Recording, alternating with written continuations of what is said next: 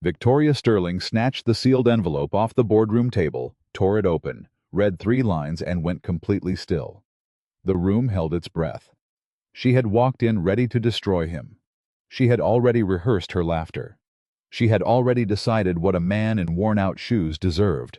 But the words on that paper didn't ask for her permission. They ended her career. What you're about to watch is the story of a man. Every powerful person in that building chose to underestimate, and exactly what happened when they realized their mistake too late. Drop your city in the comments. I want to see how far this story travels. And if you haven't subscribed yet, hit that button right now. You will not want to miss what comes next. The morning Isaiah Brooks decided to walk into Sterling Aerotech's headquarters, he burned the eggs. I didn't realize it until the smoke alarm went off, and Maya came sprinting into the kitchen, still half asleep, her braids unraveling on one side, her school uniform twisted sideways from pulling it on too fast.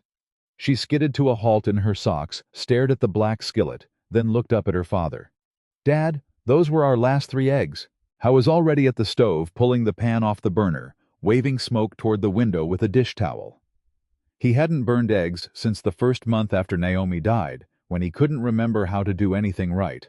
When even boiling water felt like a test, he kept failing. "I know. Are you nervous?" He set the pan in the sink, ran cold water over it, watched the steam rise. "No.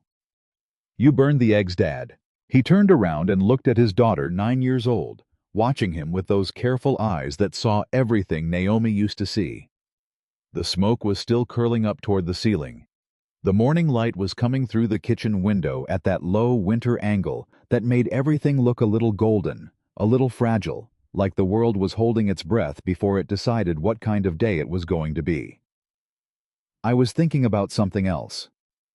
"The interview. It's not exactly an interview." "Then what is it?" He grabbed 2 granola bars from the cabinet, their backup breakfast, the kind with chocolate chips that Maya liked to pretend were a special treat, and tossed one to her across the kitchen. She caught it without looking, the way kids catch things when they've learned to be ready. "It's more like a conversation," Isaiah said, "with people who don't know yet that they need to have it." Maya unwrapped her granola bar and chewed thoughtfully for a moment. Then she pointed at his feet. The left shoe.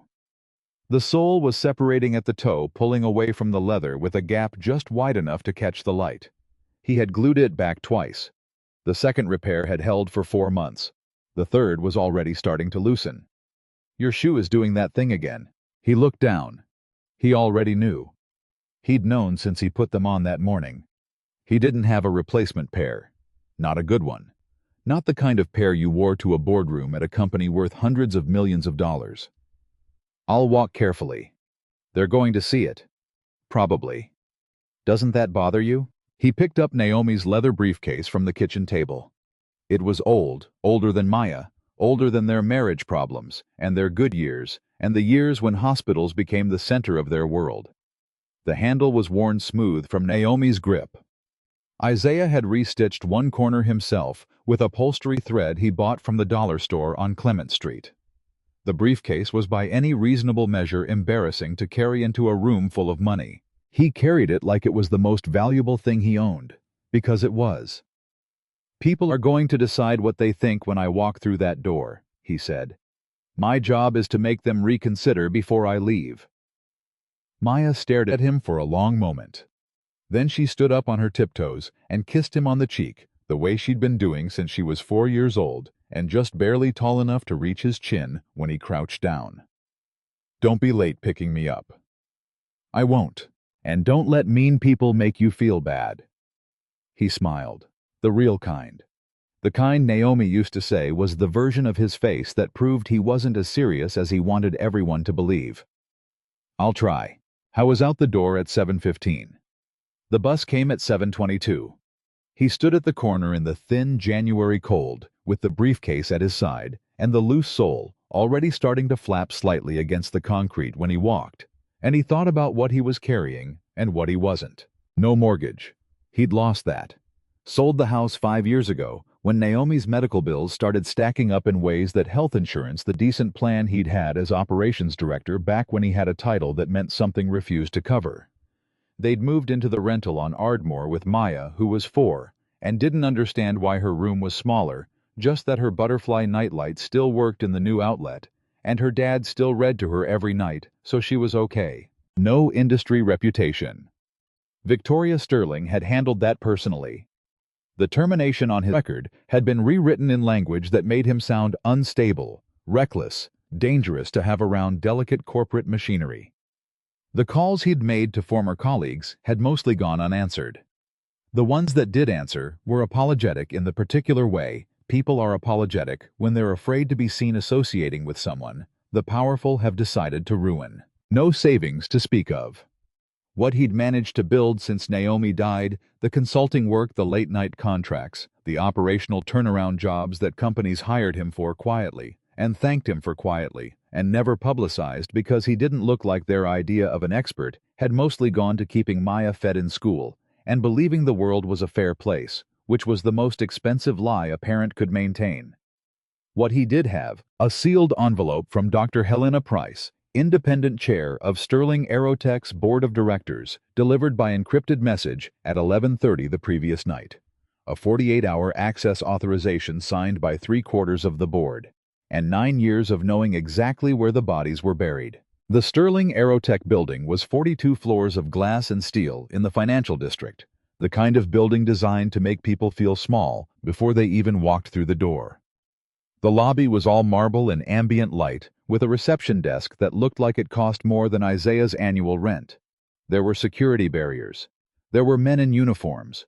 There were visitors arriving in cars with drivers who opened doors and carried bags and never looked anyone in the eye. Isaiah walked through the front entrance with his worn shoes and Naomi's briefcase and his aging charcoal suit. He'd bought it 8 years ago for a conference in Phoenix before everything fell apart, and he'd had it dry cleaned twice since, and it still fit well enough across the shoulders, because he hadn't stopped moving, hadn't let himself get soft, the way grief sometimes made men soft, and he walked directly to the reception desk. The receptionist looked up. She was young, maybe 25, with the particular expression of someone who had been trained to assess people very quickly and act accordingly. Her eyes moved from his face to his suit, to his briefcase, to his shoes. Isaiah watched her do it. He always watched people do it.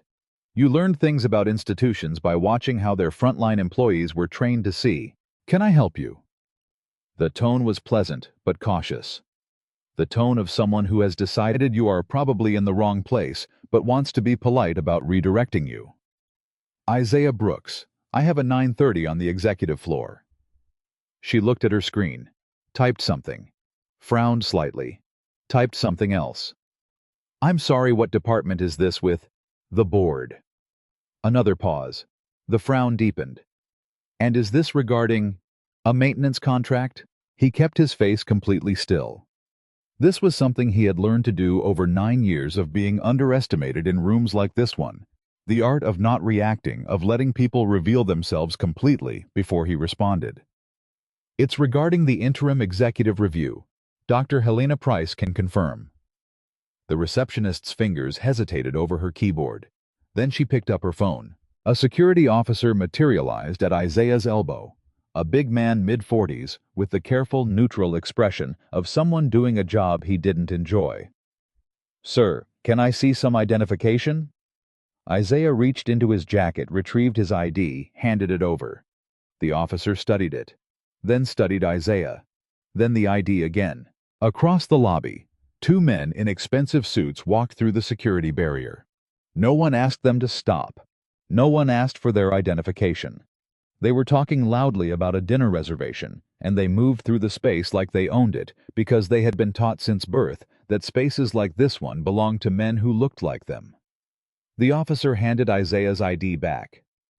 "We're going to need you to wait here a moment." "Of course." A junior executive rushed across the lobby with a tablet in his hand, and the harried expression of someone who was perpetually 12 minutes behind schedule. He slowed when he saw Isaiah. "Are you here about the elevator contract? Facilities is on 3. You'll need to go around to the, I'm here for the executive floor." The junior executive blinked, looked Isaiah up and down with the particular confusion of a man whose mental categories did not include this combination of variables. "The executive." He glanced at the receptionist, who gave a small, uncertain shrug. Right. Well, they'll sort you out at the desk. He walked away, still looking slightly troubled, like a math problem that hadn't resolved cleanly. Isaiah stood. He waited. He had been waiting for 9 years. Another 10 minutes in a marble lobby was nothing. Dr. Helena Price came down herself. She was 63, with silver hair cut short and precise, and the kind of still deliberate presence that came from spending decades in rooms where men twice her size tried to talk over her.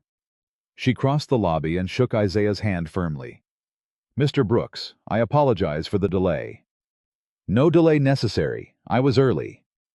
She glanced at the security officer, then the receptionist, then the junior executive, who was now pretending to review something on his tablet 30 feet away. "Has there been a problem?"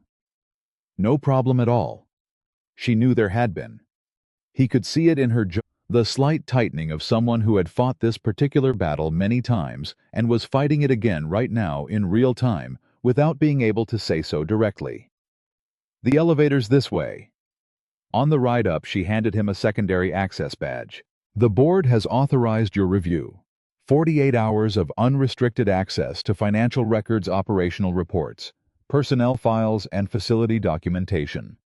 You are to report your findings to the full board no later than Friday morning." "Does Victoria know I'm coming?" Helena looked at him steadily. "She knows a final candidate is being evaluated. She does not know it's you." "She's going to make it difficult." "Yes." "Does the board expect me to handle that professionally?" "The board expects you to find out exactly how much money is missing and why. How you navigate the personalities involved is your discretion." She paused. "I will say this. Several board members opposed bringing you in. They believe your personal history with Ms. Sterling creates a conflict. She destroyed my career and spent 9 years making sure I couldn't rebuild it. Is that the personal history you mean?" "Yes." "Do you believe it's a conflict?" Helena was quiet for a moment. The elevator moved smoothly upward. "I believe you're the only person alive who knows this company well enough to find what's hidden in 48 hours. And I believe a man who kept his integrity when keeping it cost him everything is not a man who uses power to settle scores." She looked at him directly. "But I also believe you're human. So I'm asking you to be careful." He thought about Maya at the kitchen table with her granola bar and her careful eyes. He thought about what he owed her. Not revenge, something better than revenge. "I'll be careful," he said. The doors opened on the executive floor. Victoria Sterling was in the hallway. She was 43 years old, and she had the kind of polished perfection that came from never once allowing the world to see her in a moment of disorder. She was wearing a charcoal blazer that probably cost more than Isaiah's monthly rent, with her dark hair pulled back in a way that made her look like someone who made decisions that affected thousands of lives, which she did mostly badly. She turned when the elevator opened. She registered Helena first, then looked at Isaiah. The change in her face was subtle, but violent. A flicker of something old and dangerous: recognition, then fury, then the professional mask slamming down over both. She looked at his suit, his shoes, the briefcase. She took her time doing it. Around her stood her CFO, Douglas Crane, 55, with the soft, comfortable look of a man who had never been made genuinely accountable for anything, and Richard Vail, General Counsel, who had the particular smile of someone who used law the way other people used weapons. There were assistants. There were 2 security officers.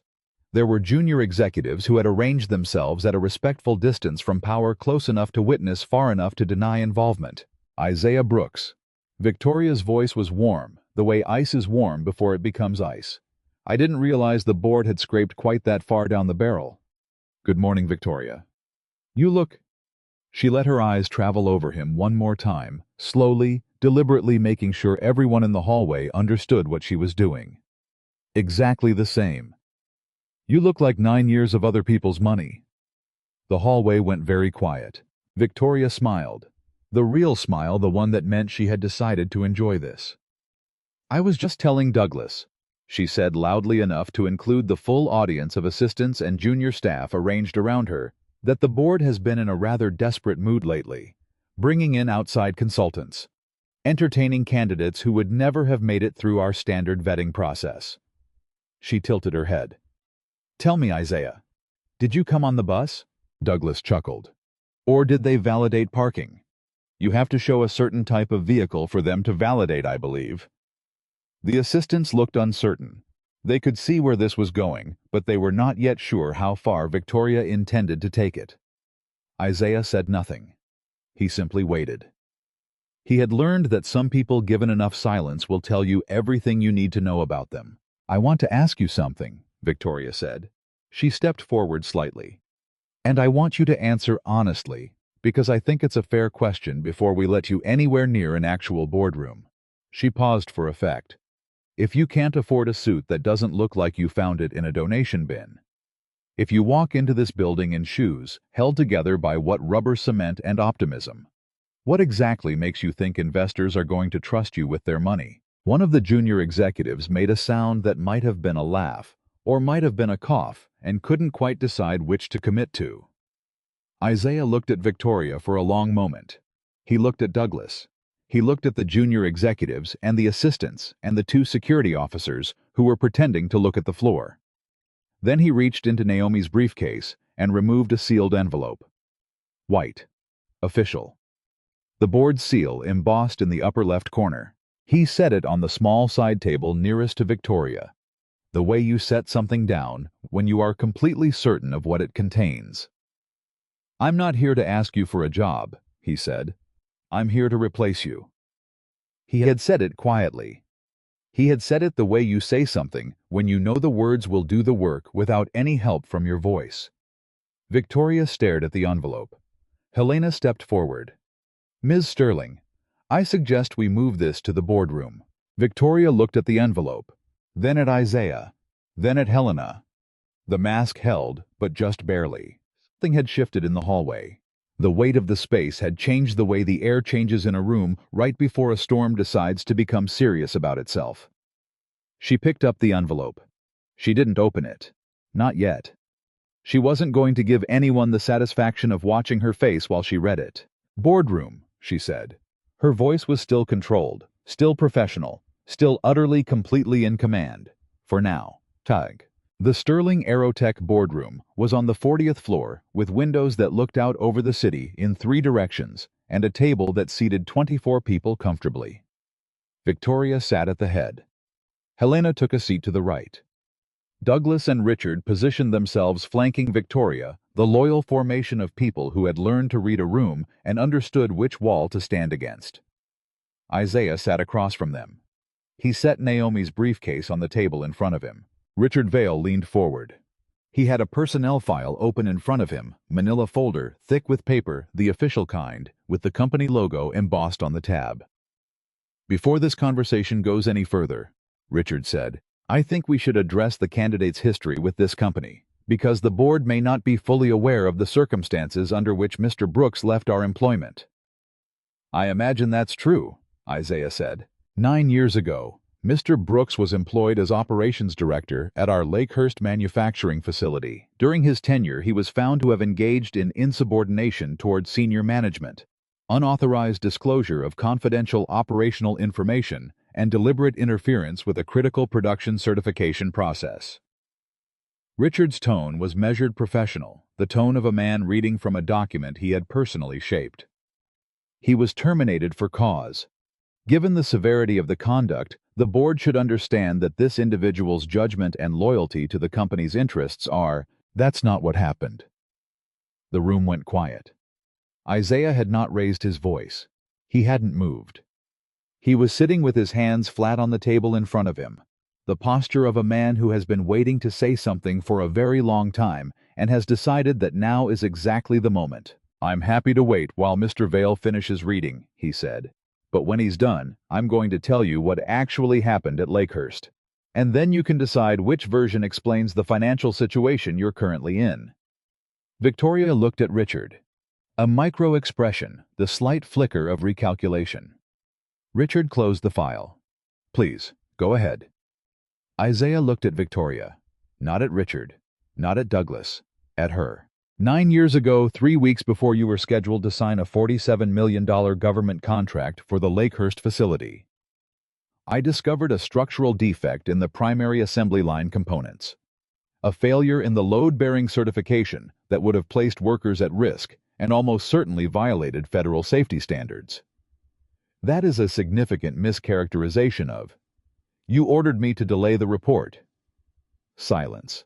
You came to my office on a Tuesday evening. You told me that the defect could be addressed after the contract was signed, that the government inspectors were satisfied with the preliminary documentation, that if I submitted the full safety report before the signing, it would trigger a mandatory review period that would push the contract timeline back by 6 to 8 months and potentially cost the company the deal entirely. He paused. And you told me that if I filed the report on schedule, you would see to it that my career at Sterling Aerotech was finished.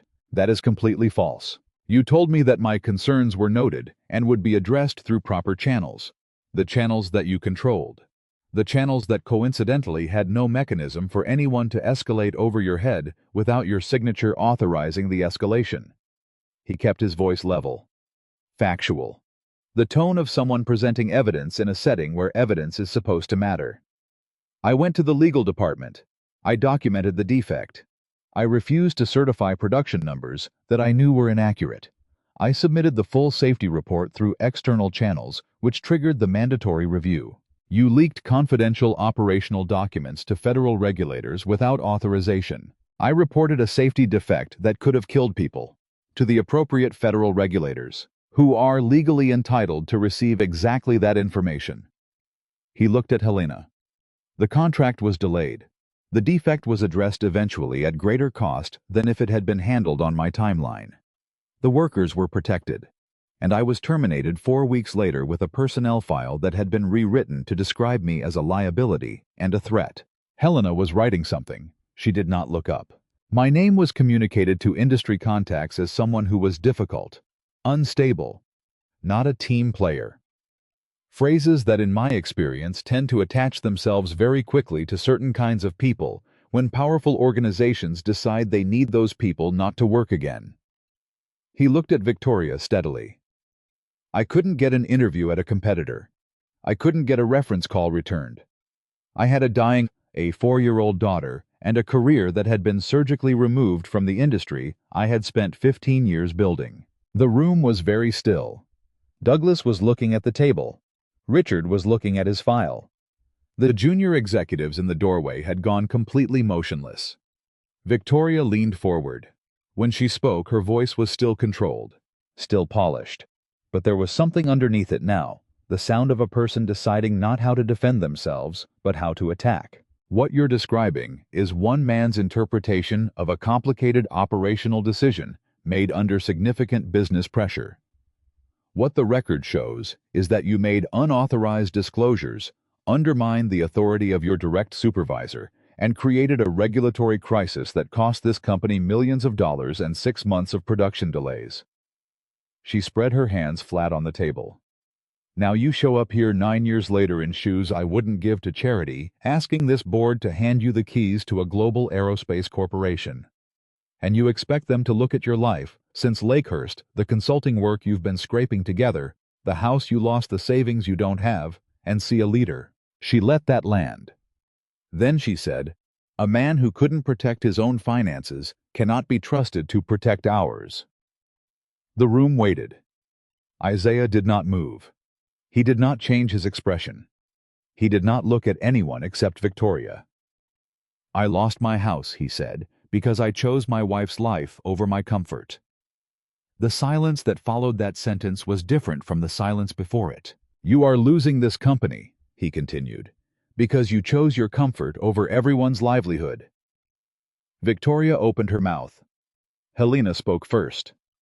The board has authorized 48 hours of unrestricted access to operational and financial records for the purpose of this review. She looked directly at Victoria. Mr. Brooks will require full cooperation from all departments. Any obstruction will be treated as non-compliance with board directives. She paused. I trust that's clear. Victoria looked at Isaiah. He was already reaching into Naomi's briefcase. She stood up slowly. She was smiling. The kind of smile that means I know something you don't yet know. The kind of smile that means you've won this round and I'm going to enjoy what happens next. Of course, she said.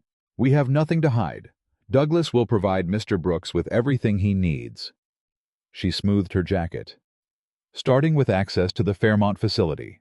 I'm sure he'd like to see how a modern aerospace production operation actually functions. She walked out. Douglas watched her go. Then he looked at Isaiah with the expression of a man holding a card he wasn't sure was still good. Fairmont, Isaiah said. I'll need transportation. I'll arrange it.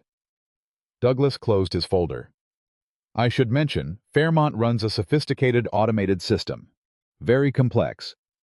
The technology has evolved considerably since your time in the industry. Isaiah picked up Naomi's briefcase. I'm sure I'll manage. He managed. What no one had expected. What no one accounted for in the plan to send him somewhere overwhelming and confusing, and far from the financial records he actually needed, was that Isaiah Brooks had spent 9 years doing exactly this kind of work. Not in boardrooms.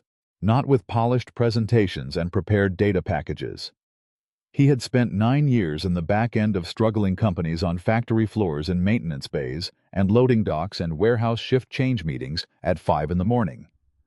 He had learned to read an operation the way a doctor reads a patient, not by what the chart says, but by what the patient's face says when you ask how they're really doing. He walked into Fairmont and ignored the executive presentation entirely.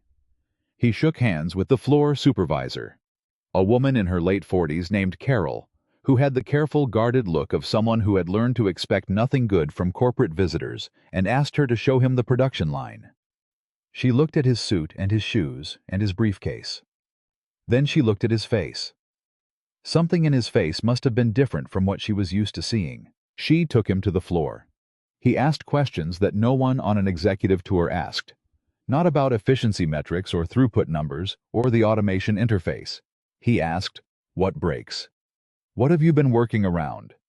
What did you ask for 6 months ago that you never got? A maintenance supervisor named Gerald, who had been with the company for 16 years and who had the look of a man who had seen every variety of corporate nonsense and developed a very finely calibrated cynicism toward all of them.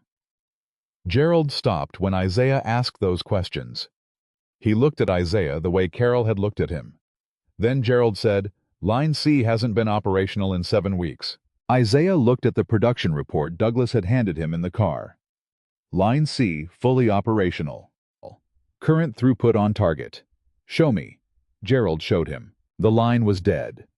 Had been dead since a critical component had been cannibalized 7 weeks ago to keep Line A running. The part had never been replaced. Not because it was unavailable. Because no one had authorized the purchase, and no one in the chain of command had been willing to put their name on a report that said production was offline. So the report said it was online. Who knows about this? Everyone on the floor knows. Management knows. I sent a report up in November. What happened to the report? Gerald's expression said everything, his words didn't. Isaiah moved to the inventory system. He ran a cross-check between the Fairmont numbers and the warehouse reports Douglas had included in the financial package. The same inventory appeared in 2 different locations simultaneously. Not close, not a rounding error, or a timestamp discrepancy. The same specific items, same quantities, same identifiers counted as present in both the Fairmont warehouse and the regional distribution center 40 miles away. It was either one of the most spectacular data entry failures in the history of corporate logistics, or it was deliberate. He was fairly certain it wasn't an accident. He found the third problem by accident, when a warehouse manager mentioned almost as an aside that the shipment from their primary component supplier, a company called Meridian Industrial, that provided a specific class of precision-machined parts with a 12-week lead time that could not be replicated quickly, had not arrived in 11 weeks. When did you last see a Meridian shipment? October, maybe late September. Has anyone contacted them? The warehouse manager's expression did the thing Gerald's had done. Accounts payable stopped processing their invoices in August. The manager said quietly, I'm not supposed to know that, but I know it. Meridian Industrial was owed somewhere between 3 and 4 months of outstanding invoices. At the rate Isaiah was finding buried numbers, the actual figure could be significantly higher. He was still doing the math when he heard Victoria's voice behind him. She had come with a camera crew. 2 men with professional equipment. The kind of production setup that suggested this moment had been planned in advance, that someone had told her exactly when to arrive for maximum effect. The Fairmont floor workers saw the cameras and went carefully neutral. They understood what was being filmed and why. Victoria walked up to Isaiah with the particular energy of someone who has arranged a public humiliation and arrived on time to watch it unfold. "I thought I'd check in on your review." She smiled at the camera. "How's the analysis going? Have you had a chance to see the automated systems in action? I know the technology can be a lot to absorb if you haven't." "Line C," Isaiah said. Victoria kept smiling. "Sorry. Your financial report shows Line C as fully operational, current throughput on target. I'd like to see it running." A flicker behind her eyes. So fast it was almost nothing. "Line C is there may have been some scheduled maintenance. Your report says it's fully operational. No maintenance window listed." He held up the document bearing her signature. "This says on-target production. Can someone start Line C?" She looked at her production manager, a man named Kowalski, who had the particular expression of someone who has just been handed a grenade and asked to pose for a photograph. Kowalski looked at the line, then at Victoria, then at the floor. "Ms. Sterling," he said very quietly, "Line C is... Can you start it or not?" Long pause. "No, ma'am. We can't." Victoria turned back to Isaiah. The smile had not moved. It was still there technically as an arrangement of facial muscles. But whatever was behind it had completely changed. "There appears to have been a communication breakdown between operations and reporting," she said. "That's exactly the kind of issue an operational review is designed to surface." "The supervisors flagged this in November," Isaiah said. "Your response was to order them to keep production numbers consistent with investor communications and threaten disciplinary action if they reported the shutdown." He looked at this camera, then at Victoria. "I have the email." He had it because a supervisor named Carol had quietly handed it to him 40 minutes earlier, folded into a strip so thin it fit inside his jacket pocket. The camera kept rolling. Victoria looked at it. Then she looked at Isaiah. She left without saying anything else. Kowalski watched her go, then looked at Isaiah with the expression of a man who has been holding his breath for 7 weeks and has just been told it might be safe to breathe. Isaiah put the email in Naomi's briefcase. "I'm going to need access to the accounts payable records," he said. "And someone should call Meridian Industrial. Tell them we're going to talk about getting them paid." Carol looked at Gerald. Gerald looked at Kowalski. "Yes, sir," Carol said.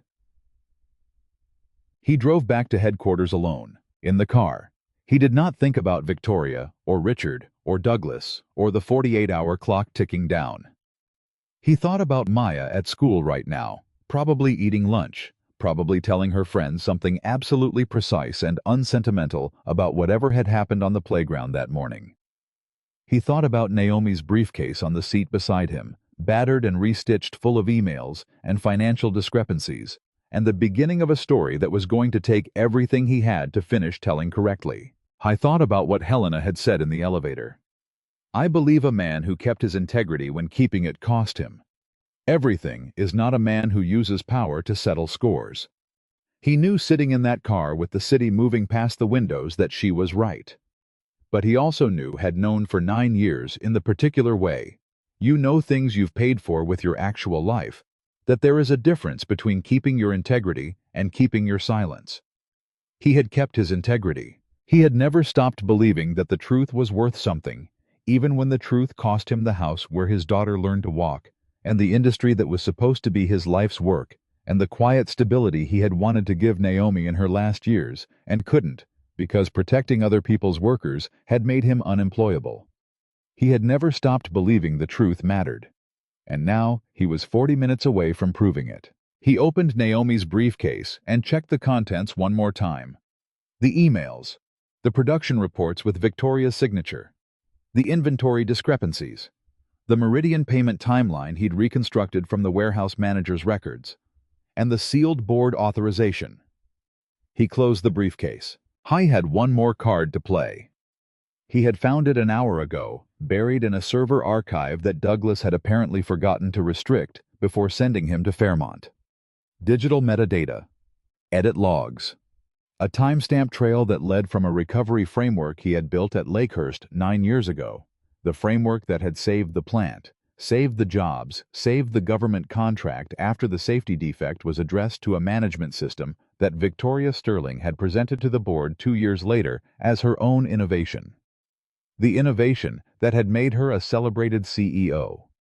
The innovation that had won her awards in industry publications. The innovation for which she had accepted recognition, applause, and a corner office while Isaiah was driving for delivery apps to keep his daughter in school supplies. His name had been erased from every file. Her name had been substituted in its place.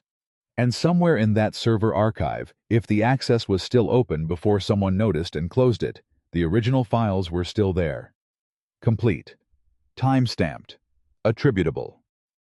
He picked up his phone. He sent one message to Helena. I need a preservation order on the server archive before close of business today. You'll understand why tomorrow morning. Her response came in 40 seconds. Already filed. What did you find? He looked out the window at the city. Everything he typed. I found everything. He did not know, sitting in that car, how the next 12 hours would unfold. He did not know what Victoria was planning, or what Richard had already put into motion, or how far Douglas was willing to go to protect the numbers he had built his career on concealing. What he knew was that he had 48 hours, and he had already found more than enough. The question was whether truth. Actual truth, documented truth. The kind that doesn't go away when the powerful decide they'd prefer a different version would be enough to survive what was coming. He was about to find out.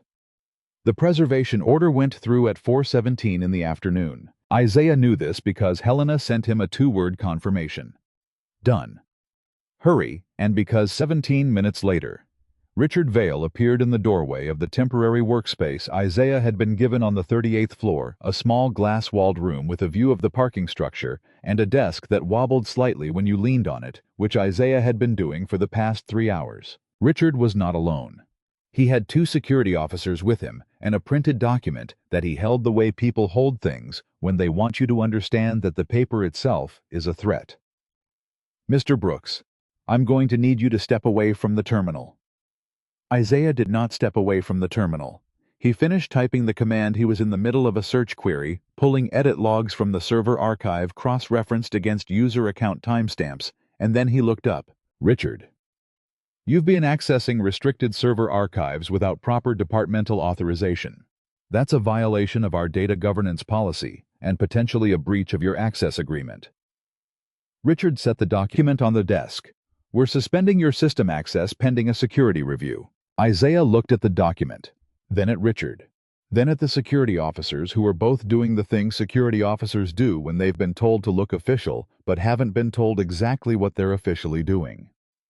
Pull out the envelope, Isaiah said. Richard blinked. Excuse me. The sealed board authorization. Dr. Price gave you a copy at the beginning of this review. Pull it out and read me the 3rd paragraph. A pause. Richard knew what the 3rd paragraph said. Isaiah could see it on his face, the specific expression of a lawyer who has just realized that the document he's been handed to wield is actually pointed in the wrong direction. The 3rd paragraph, Isaiah continued, grants me unrestricted access to any record systems, archives, or documentation necessary to evaluate the accuracy of the company's operational and financial reporting. The word unrestricted appears twice, I counted. The server archive in question contains proprietary intellectual property that is part of the company's operational history, which I am authorized to review. Isaiah leaned back in the chair.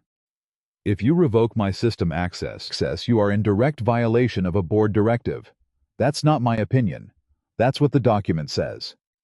He looked at the security officers. You gentlemen are welcome to stay, but you're not touching this terminal. Richard looked at him for a long moment. There was something working behind his eyes, not quite panic, but the calculation of a man rapidly reassessing his position. He picked up the document from the desk. He left without the security officers following him. They looked at each other, then at Isaiah. One of them gestured vaguely at the door. We'll be in the hallway. Appreciate it, Isaiah said. He turned back to the screen. The edit logs finished loading. He stared at them for a very long time. The first entry was dated 8 years and 4 months ago. A file created under the project name Lakehurst Recovery Framework Phase 1. The author field showed a user ID that when cross-referenced against the personnel directory archive resolved to one name. Isaiah Darnell Brooks, Operations Director. The second entry dated 6 weeks later showed the same file accessed and modified under a different user account. Victoria A. Sterling, Chief Operations Officer. The modification, the author field, changed from Isaiah's ID to hers. He scrolled down. Entry after entry. 73 separate modifications over the course of 4 months. The content of the framework, the operational recovery methodology. He had built from scratch during the Lakehurst crisis, the framework that had kept 412 workers employed during a 6-month production shutdown. The framework that had been cited in industry publications and presented at 3 executive conferences and used as the centerpiece of Victoria Sterling's campaign to become CEO had been transferred file by file into a folder bearing her name. His name had been stripped from every document. Every reference, every citation, every metadata field that pointed back to its original author had been manually overwritten, not by accident. 73 times. He sat with that number for a moment. 73 times someone had made a deliberate choice to erase him. 73 times someone had looked at his name and decided that her name should be there instead. I thought about the conference where Victoria had accepted an industry leadership award for developing the framework. He had watched it live-streamed from the hospital waiting room where Naomi was having her 3rd round of treatment. He remembered thinking, sitting in that hard plastic chair with cold coffee in his hand, that the framework she was accepting credit for was the reason he could no longer find work in the industry. The very thing she stole from him had become the credential that made him unemployable, because every company that needed that kind of operational expertise had been told it was hers. He had lost his career twice to Victoria Sterling. Once when she fired him. Once when she took the proof of what made him valuable and put her name on it. He pulled out his phone and photographed every relevant screen. Then he emailed the documentation to a personal account, a backup account, and Helena's direct address with a subject line that read, "Archive do not delete." He was closing the final attachment when his access was revoked. The screen went dark. All of it email client document viewer archive interface dead simultaneously. Not a glitch. A deliberate cutoff executed remotely while he was still in the middle of the session. He looked at the blank screen. Then he looked at the photographs on his phone. They had moved fast, but not fast enough. He picked up Naomi's briefcase, put his phone in his jacket pocket, and walked out to find Helena. He found her in the main conference room on 40, standing at the window, with her phone pressed to her ear, speaking in the low, controlled voice of someone managing a crisis in real time. She saw him held up one finger, finished her call. They pulled your access. 18 minutes after the preservation order, Richard came with security. I know. 2 board members just called me. She set her phone on the table. Victoria told them you were attempting to steal proprietary intellectual property. She's requesting an emergency session to terminate the review and remove you from the building. She can request whatever she wants. The access authorization still stands. I've confirmed it with independent counsel. Helena's voice was steady, but her jaw had that familiar tightness. The question is, what you found before they cut you off. He placed his phone on the table and showed her the photographs. The edit logs. The user IDs. The 73 modifications. She looked at them for a long time without speaking. The framework she built her reputation on, Helena said finally, was mine, every phase of it. I built it at Lakehurst during the 6 months after she filed the false safety certification and before the government contract closed. I built it to keep the plant running without laying off workers. The methodology, the supplier, renegotiation model, the production sequencing protocol, all of it. He put the phone back in his pocket. She presented it to the board 8 months after she fired me. No one questioned it because no one knew my name anymore. Helena was quiet for a moment in the particular way of someone doing moral accounting. Isaiah, when she fired you, when the personnel file was altered, when your references started drying up, did you have documentation then? I had nothing. I'd been locked out of the system 24 hours after my termination. My paper copies were in an office I wasn't allowed to re-enter. He paused. And I had a wife in the hospital, and a 4-year-old daughter, and about 11 months of savings. Documentation wasn't my first priority. I understand. She picked up her phone. I need to move the board session to tomorrow morning. Can you have a full findings report ready by 8 a.m.? I need access to the financial archives tonight. If Douglas buried the payment records the way I think he did, I need to see the actual ledger structure, not the summary reports he prepared. I'll get you a read-only access restoration through independent IT. It bypasses the internal admin controls. She was already typing. What else? I need someone to contact Meridian Industrial tonight. Their accounts receivable department. I need a complete invoice history for the past 14 months. Done. And I need to talk to Lauren Whitaker. Helena looked up. Lauren Whitaker was Sterling Aerotech's HR director. She had been with the company for 11 years, had in fact been a mid-level HR manager 9 years ago when Isaiah's personnel file was altered. She was a careful woman, professionally cautious, with the very particular talent of knowing more than she revealed. Lauren is, Helena chose her words. She's in a difficult position. She was in the room when they rewrote my file. I need her to confirm what she saw. She may not be willing to. I know. He looked at Helena directly. But I'm asking anyway, because she's been carrying that since 2016, and it hasn't made her life easier. He paused. Ask her to meet me in the 38th floor conference room, 10 o'clock tonight. Helena held his gaze for a moment. Then she nodded. Douglas Crane's financial architecture was, Isaiah had to admit, genuinely sophisticated. Not sophisticated in the way of genius, not the kind of brilliance that deserves even reluctant admiration. Sophisticated in the way of a man who had spent a career learning exactly how much he could hide in the gap between what people expected to see and what they were actually willing to look at. The read-only access came through at 7:40 p.m. Isaiah worked through dinner, a vending machine sandwich from the break room on 37, eaten at the wobbling desk, and mapped the structure of Douglas's concealment, the way you map a building starting from the exits and working backward to find where the walls shouldn't be. The unpaid invoices were in holding accounts labeled as pending reconciliation, not one account. 7.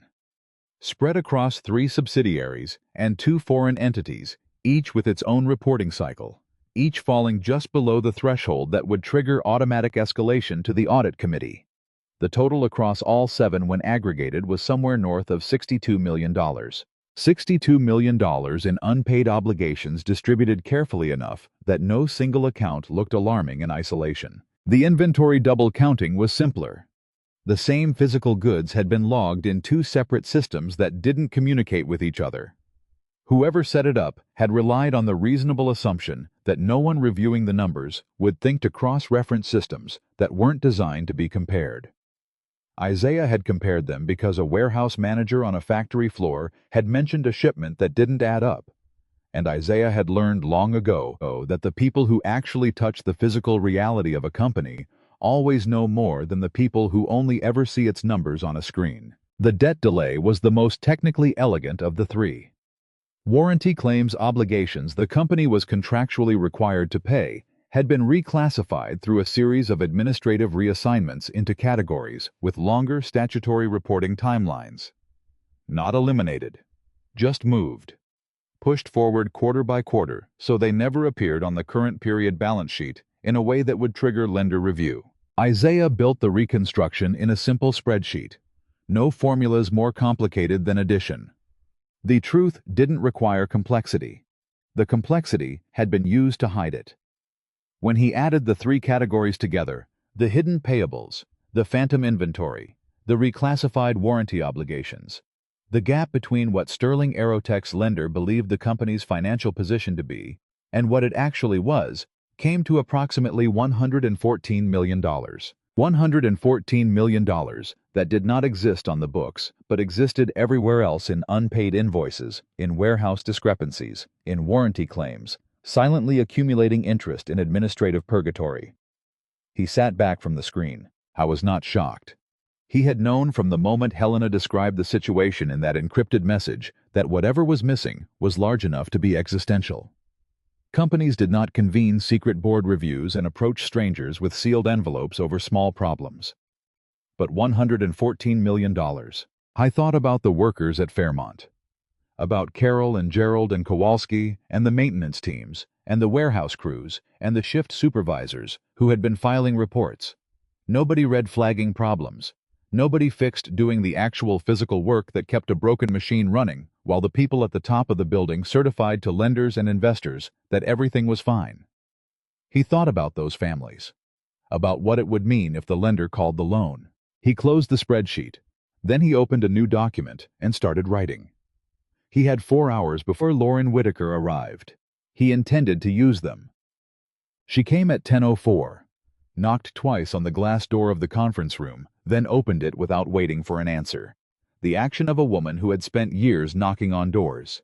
She wasn't sure she'd be allowed to enter and had decided that hesitation was the more dangerous choice. Lauren Whitaker was 51 with dark hair going silver at the temples and the expression of someone who has practiced composure so long it had become structural. She sat down across from Isaiah without taking off her coat. "I wasn't sure you'd still be here," she said. "I wasn't sure you'd come. Helena asked me to." "I know. But Helena asking and you actually showing up, those are different decisions." She looked at the table for a moment, then at him. "What do you need from me?" "I need you to tell me what you saw in September 2016. Specifically what happened to my personnel file in the 2 weeks after my termination." She was quiet for long enough that he thought she might leave. He could see it, the calculation running behind her eyes, the same calculation she'd been running for 9 years. The cost of speaking. The cost of silence. Which one was bigger? Which one she could live with going forward, now that forward had arrived whether she was ready or not. "Richard came to my office the week after you left," she said. "He had a revised personnel file. He said there had been a review of the circumstances surrounding your termination and that the official record needed to reflect the full scope of your conduct." She stopped. "The new file described you as having deliberately sabotaged a government contract certification. It said you had a pattern of insubordination and that multiple colleagues had raised concerns about your judgment. Was any of that documented in my actual file before they rewrote it? No. Did anyone ask you to verify the sources? No. What did you do?" She looked at him. The composure cracked slightly, not broke, but cracked the way things crack when the pressure they've been holding has finally found a seam. "I asked Richard where the documentation came from. He told me it had been reviewed by legal and that my job was to process the file update, not audit it." She set her hands flat on the table. "I knew it wasn't right. I had your original personnel record right there in the system. I could see the difference. But Richard was senior to me, and Victoria was already running the division, and I had a daughter in her first year of college and—" She stopped. "That's not an excuse. I know it's not an excuse, but it's what happened. Did you keep anything?" She reached into her coat pocket. She set a small data drive on the table between them. He looked at it, then at her. "I copied everything the day before the system was updated," she said. "The original file, Richard's written instructions to alter it, Victoria's memo authorizing the changes. Her specific language about making sure your departure was the word she used was definitive." Lauren's voice did not change on that word, but her jaw did. "I've had it in my home safe for 9 years. I don't know why I kept it. Maybe because I thought someday it would matter. Maybe because I needed to know I hadn't completely—" She stopped again. Isaiah picked up the drive. He turned it over in his hand. "Lauren." She looked up. "Fear may explain silence, but it doesn't erase the person who suffered because of it." She didn't look away. He hadn't expected her to. She was not someone who looked away from things, even when looking at them cost her something. "I know," she said. "I know that. I've known it for 9 years." He set the drive on the table in front of her. "I need you to come tomorrow morning, the board session. I need you to present this yourself directly to the board on the record. Not through me, not through Helena. You. Victoria will. Victoria is going to do whatever Victoria does. That's not the question anymore. The question is what you do." He looked at her steadily. "You've been carrying this for 9 years, and it hasn't gotten lighter. It's just been redistributed onto everything you've built your career on, since onto every HR decision you've made in a company whose records you know were falsified onto every morning you came in knowing what you knew." He paused. "You can put it down tomorrow, but you have to do it yourself." She picked up the drive. She turned it over in her hands the same way he had. Then she put it back in her coat pocket. 8 a.m. 8 a.m. She stood. She buttoned her coat with careful, deliberate movements. She was already composing herself for whatever came next. He could see it happening, the reconstruction of the armor she wore so well that most people never noticed it was armor. At the door, she stopped. "Isaiah, I'm sorry. I know that's—" She seemed to understand that the sentence couldn't finish itself satisfactorily. "I'm sorry." "I know you are," he said. "Come tomorrow." She left. He sat alone in the conference room for a moment with the city dark beyond the windows. Then he picked up his pen and went back to the document he'd been writing before she arrived. He had a recovery plan to finish. Not just an exposure anyone could expose a fraud. What he needed to bring into that boardroom in 8 hours was a reason for the board to choose a future instead of just condemning the past. Numbers that showed a path. A plan that protected the workers who had nothing to do with what had been done in their name. He thought about what Victoria had said in the boardroom that morning. "A man who couldn't protect his own finances cannot be trusted to protect ours." I thought about the house on Rosewood Drive that he had sold for $183,000 to pay for Naomi's last 2 years of treatment.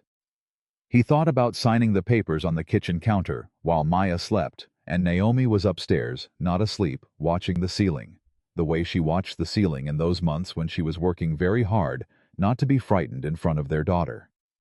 He thought about what that decision had cost, and he thought about the fact that he would make it again, without hesitation, every time. He wrote until 2 in the morning. The recovery plan took shape line by line, the way honest things take shape, not from a desire to look competent, but from the specific knowledge of what needed to be done, and the willingness to say it plainly, even when the plainness was uncomfortable. Sell the jet. End the executive perks.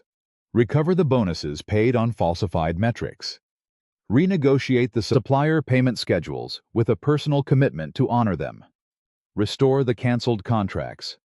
Separate financial oversight from family authority entirely. And keep every hourly worker employed. Every one. He had one call to make before he slept. He made it at 2:15 a.m. to a man named Robert Okafor at Meridian Industrial, who answered on the second ring because Robert Okafor had been waiting for someone from Sterling Aerotech to call for 11 weeks and had apparently stopped trusting that anyone would. "This is Isaiah Brooks. I've been brought in to review the company's operations. I know about the outstanding invoices. I know how long they've been outstanding. And I'm calling to tell you that if you're willing to talk tomorrow afternoon, I intend to come to that meeting with a proposal to make you whole on everything owed on a specific schedule with board authorization." A long silence on the other end. "We've been burned before," Robert said. "Victoria Sterling has personally told me twice in the past 3 years that payments were coming. They didn't come." "I know. Why should I believe you're different?" Isaiah looked at Naomi's briefcase on the chair across from him. The worn leather. The restitched corner. "You shouldn't," he said. "Not yet. Come to the meeting. Listen to what I'm proposing. And then decide based on what you hear, not on who I say I am." Another silence. 10 a.m. 10 a.m. works. He hung up. He put on his jacket. He picked up the briefcase. He had 6 hours before the board session that was going to determine everything. He needed to sleep for at least 3 of them. He was 55 years old. No, he corrected himself. 37. He was 37 years old, and he had been awake for 21 hours, and he had a 9-year-old daughter. He had promised to pick up after school, and a loose sole on his left shoe, and a data drive that could dismantle a career built on someone else's work. He turned off the light. He had everything he needed. Whether it was enough, that was tomorrow's question. And tomorrow was 6 hours away, which meant it was already almost today, which meant that the moment was closer than Victoria Sterling realized, and further than Isaiah feared, and the only thing left to do was get there. He slept 3 hours and 14 minutes on the couch in the 38th floor break room, using Naomi's briefcase as a pillow, because it was the right height and because he wasn't leaving it unattended. At 5:47 a.m. his phone buzzed. It was a message from a number he didn't recognize. No name, just text. They deleted the archive. All of it. Richard gave the order at 2 a.m. Check your email. He sat up. He was already fully awake before his feet hit the floor. The kind of waking that happens when your body understands that sleep is over before your mind has finished the announcement. He opened his email. Helena had sent him a message at 2:18 a.m., 3 minutes after he'd hung up with Robert Okafor. The subject line read, "Urgent archive status." The body of the message was 2 sentences. IT security confirms a full deletion order was executed on the archive at 2:04 a.m. Independent counsel is documenting everything. Call me when you're up. He called her. She answered on the first ring. She had clearly not slept either. Tell me you have copies. I have photographs of the edit logs from my phone, taken before they cut my access. I have the email documentation from Lauren. And I have independent counsel's timestamp on the preservation order, which means the deletion happened after the board formally requested preservation. A silence on Helena's end. The particular silence of a lawyer understanding what a fact means. They deleted evidence after a board-authorized preservation order. At 2 in the morning, yes. Richard. Has to be. He came to my office with security 5 hours before the deletion. He already knew what I had found. Isaiah. Her voice was very steady. Do you understand what this changes? It changes everything, he said. An unexplained financial gap is a management failure. Falsified records are fraud. But destroying evidence after a formal preservation order, that's obstruction. That's a different conversation entirely. That involves the SEC, potentially the FBI, and every one of the company's lending agreements has a material misrepresentation clause that... She stopped herself. He could hear her collecting the information into order, the way a precise person manages the difference between what they know and what they can prove. We need independent forensics in that system before the business day starts. I have a firm on retainer. I'm calling them right now. Helena. Yes. Make sure the board knows what was deleted and when before Victoria arrives this morning. I don't want her to have any transition time between walking in and learning that the room already knows. A pause. Understood, she said. And he heard in that single word the acknowledgement that he knew exactly how to walk into a room and let the truth do its work before anyone had a chance to prepare their defense against it. He hung up. He went to the men's room, splashed water on his face, straightened his tie in the mirror. The tie was crooked on one end, had been for years. A small manufacturing defect in the lining that made one side sit slightly lower than the other, no matter how he adjusted it.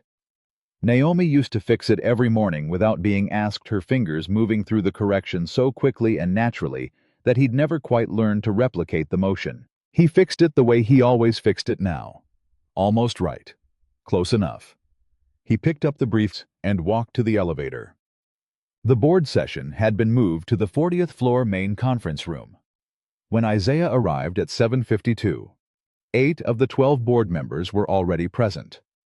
Helena was at the head of the table, speaking quietly with a man Isaiah didn't recognize.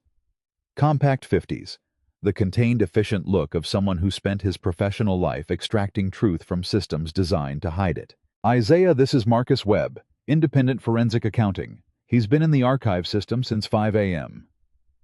Marcus extended a hand. His grip was brief and firm, and told you nothing except that he was not impressed by much. Significant deletion event, Marcus said. Executed under admin credentials belonging to Richard Vale. We've recovered approximately 60% of the deleted files through sector reconstruction. The remainder is unrecoverable. He opened a folder on the table. What we have is consistent with what Dr. Price described. Edit logs showing systematic modification of authorship metadata across dozens of documents over a 4-month period. The pattern is not consistent with normal file management. It is consistent with deliberate sequential reassignment of attribution. Can you testify to that? I can document it, present it, and defend it under cross-examination. Yes. Isaiah nodded. He set the briefcase on the table and sat down. The remaining board members arrived in the next several minutes. He watched their faces as they read Helena's summary, the 2-page briefing she'd prepared overnight, factual, and spare the way a serious document should be. He watched the moment each of them arrived at the part about the deletion. The slight shift. The recalibration of where they'd expected this morning to go. Douglas Crane arrived at 8:03. He saw Marcus Webb and stopped walking. His body made the decision before his face could catch up. "Who is this? Independent forensic accounting," Helena said. "Please sit down, Douglas." Douglas sat down the way people sit when they would strongly prefer to be somewhere else, but cannot think of a credible reason to leave. Richard Vale arrived 2 minutes later. He looked at Marcus Webb. He looked at Isaiah. He looked at the folder in Marcus's hands. Then he looked at the ceiling briefly, which was a thing people did when they were deciding very quickly whether the story they'd prepared was still viable. He sat down. He said nothing. He placed his own folder on the table in front of him and kept his hands on top of it, as if the act of covering it made it less incriminating. Victoria walked in at 8:11. She was wearing a different blazer than the day before this one. A deep burgundy, precisely cut the kind of clothing that was also armor. She was moving with the specific energy of someone who had spent the night being angry in a productive way, who had organized that anger into a structure she believed was solid. She looked at Marcus Webb. "Who authorized outside personnel in a closed board session?" "I did," Helena said. "Please sit down." "I'd like to know the basis for—" "Victoria." Helena's voice did not rise. It did not need to. "Sit down." Victoria sat. But she looked at Isaiah, the way she had looked at him in the hallway the previous morning. The look that said she had not conceded anything. That whatever happened in this room was just another round, that she had resources and relationships and a family name that had been attached to this company for 40 years, and none of that disappeared because of one inconvenient overnight. Isaiah opened the briefcase. He did not look at Victoria, he looked at the board. "I want to start with the deletion," he said. "Not because it's the most important thing I found, it isn't, but because the decision to delete that archive at 2 in the morning, after a board-authorized preservation order, tells you something specific about the people managing this company's information. It tells you that when faced with a choice between accountability and self-preservation, the choice was made in approximately 4 hours. He pulled out the financial reconstruction he'd completed at 2 a.m. and passed copies around the table. These are the numbers as they actually exist, not as they've been reported. The gap between the two figures is $114 million distributed across 7 holding accounts, 2 inventory systems that were never designed to be compared, and a reclassification structure for warranty obligations that pushed mandatory reporting obligations forward by anywhere from 2 to 6 quarters. He paused. This is not the result of market conditions or operational challenges. This is the result of deliberate choices made repeatedly to show lenders and investors a version of this company that did not exist. Douglas was looking at the table. "Douglas." Isaiah waited until the man looked up. "The accounts payable structure, the 7 holding accounts. Did you design that system, or were you implementing instructions from someone above you?" Douglas opened his mouth, closed it. "I need to consult with—" "You can consult with whoever you'd like after this meeting. Right now, I'm asking you a factual question in front of the board you report to. Did you design it or implement it?" A long silence. "Both," Douglas said. "I designed the mechanism. The direction to manage the numbers within specific parameters came from above." From Victoria. Another silence. Longer this time. "Yes." Victoria's voice was sharp and immediate. "That is a fundamental mischaracterization of what I asked you to do.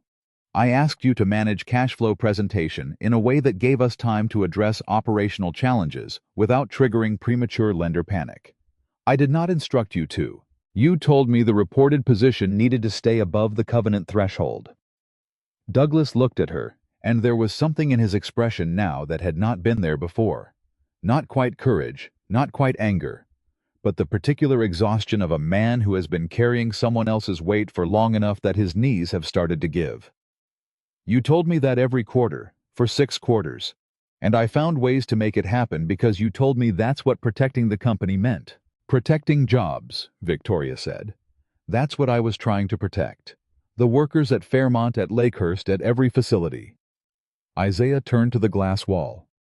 The Fairmont workers couldn't be here. But the board members who had come from regional facilities had brought representatives, operations, supervisors, and floor leads who had been quietly invited by Helena and were now standing in the corridor outside the glass, visible to everyone in the room. He pointed toward them. "You did not protect their jobs. You used their jobs as an excuse to protect yours." The sentence landed the way quiet sentences land when every word in them is true. Not loudly, heavily. Victoria looked at the workers beyond the glass. Several of them looked back at her. There was nothing performative in their expressions. They were simply there, which was sometimes the most powerful statement available. "I want to present the recovery plan," Isaiah said. He looked back at the board. "Because the goal of this review was never to document failure. It was to determine whether this company can survive it. And I believe it can. But not with the current executive structure and not without radical transparency starting today." He walked them through it.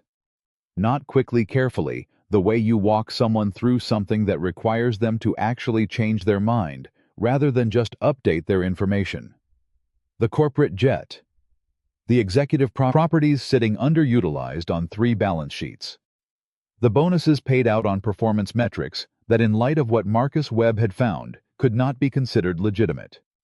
The supplier renegotiations, starting with Meridian Industrial, who had a meeting scheduled for 10 a.m., and who Isaiah had spoken to personally at 2:15 in the morning. The canceled contracts restored. The financial oversight separated from family authority entirely. And at the end of every section, no layoffs. No factory closures. Not one hourly worker losing their income to pay for decisions they didn't make. When he finished, the room was quiet for a moment. Then a board member named Arthur Fielding, 70s former aerospace engineer, the kind of man who had been on boards long enough to have seen everything, leaned forward. "The lender. If we disclose the actual financial position, we trigger the covenant breach. They can call the loan. I've already spoken to Helena about a voluntary disclosure approach. If we go to the lender before they find this themselves, and they will find it because Marcus Webb found it in 4 hours, and their auditors aren't slower than Marcus Webb, and we go with a credible recovery plan already in hand, we have a negotiating position. It's not a comfortable one, but it exists. And if they call the loan anyway, then we've been honest. And the company has a better foundation to restructure from honesty than from a fraud that gets discovered externally in 6 months." He looked at Fielding directly. "You don't rebuild a building's foundation by pretending the cracks aren't there. You acknowledge them, shore up the structure, and do the work." Fielding looked at him for a long moment. Then he nodded slowly, the nod of a man who had built things with his hands before he started building them with money and had never quite forgotten what actual construction required. Victoria had been quiet during the recovery plan presentation, the quiet of preparation. She straightened in her chair. "The board is being asked to take a remarkable leap of faith," she said, "based on 48 hours of access by a man with a personal grievance against the current leadership who has produced documents of uncertain provenance, whose professional record—" "The professional record that your company created," Helena said. Victoria pivoted smoothly. "I would ask the board to consider the source before—" "I'd like to address the source," Isaiah said. He reached into Naomi's briefcase. He set Lauren's data drive on the table. "This drive contains my original personnel file from September 2016. It contains Richard Vale's written instructions to alter that file. It contains a memorandum from Victoria Sterling authorizing the alterations and directing that my departure from this company be made in her word definitive. He looked at Richard. Richard had gone very still. The folder under his hands no longer seemed like protection. Lauren Whitaker is going to present this drive to the board directly and explain how she came to have it. Lauren. The door opened. Lauren came in quietly, the way she'd come into the conference room the night before, without announcement, without theater. She was carrying her coat over one arm and her composure in front of her, like something she'd assembled carefully and intended to maintain. She sat down at the far end of the table, away from both Isaiah and Victoria. She set the drive on the table in front of her. She looked at the board, not at Victoria, not at Richard. At the board members she had been professionally adjacent to for 11 years without ever quite being able to tell them the truth. In September 2016, she said, I was directed by Richard Vail to update Isaiah Brooks's personnel record to reflect new findings from a management review. The record I was given to process was materially different from the original. Specifically, it contained characterizations of Mr. Brooks's conduct that were not present in any documentation I had previously seen and that I could not trace to any legitimate review process. She paused. I asked where the documentation came from. I was told it had been reviewed by legal. I processed the update. I have regretted that decision every year since. Richard's chair moved slightly. Just slightly. Lauren. His voice was careful. I want to remind you that personnel matters are subject to confidentiality obligations, and that anything you say in this... Richard. Helena's voice was not a warning, it was a wall. Do not speak to her right now. Richard stopped. Lauren continued. The drive contains the original file, the alteration instructions in Mr. Vail's handwriting, and a memorandum from Ms. Sterling's office directing that Mr. Brooks's profile in the industry be malignant. Victoria turned to look at Lauren. There was something in her expression that might, in a different person, have been described as disbelief. But Isaiah thought it was something more specific than that. It was the expression of a person who has spent years building a structure and is watching someone quietly remove a foundational piece, and is only just now understanding that the structure doesn't hold without it. Lauren, you are making a serious allegation based on documents whose chain of custody is... I copied them myself, Lauren said. From the live system, the day before the update was processed. I have the system access logs on the drive. She looked at Victoria steadily. I was there. I know what I saw. Victoria looked at her for a long moment. Then she looked at Isaiah. You came in here with your worn shoes and your dead wife's briefcase, she said, and you think that makes you some kind of story, some kind of redemption narrative that this board is going to buy because it feels good. Isaiah let the sentence finish. Let it sit in the room for a moment. I came in here, he said, because this company is about to fail, and the people who are going to lose the most when it fails are not sitting at this table. He turned to Helena. At that moment, the door opened again. The man who walked in was 74 years old, white-haired, and moved with the slight deliberateness of someone who had learned not to rush because he had spent decades in rooms where his presence alone changed the temperature. Arthur Sterling, company founder, Victoria's father. Isaiah had not known he was coming. Helena had not told him. He suspected that was intentional. Arthur Sterling looked at the room. At Douglas, who could not meet his eyes. At Richard, who was looking at the folder under his hands.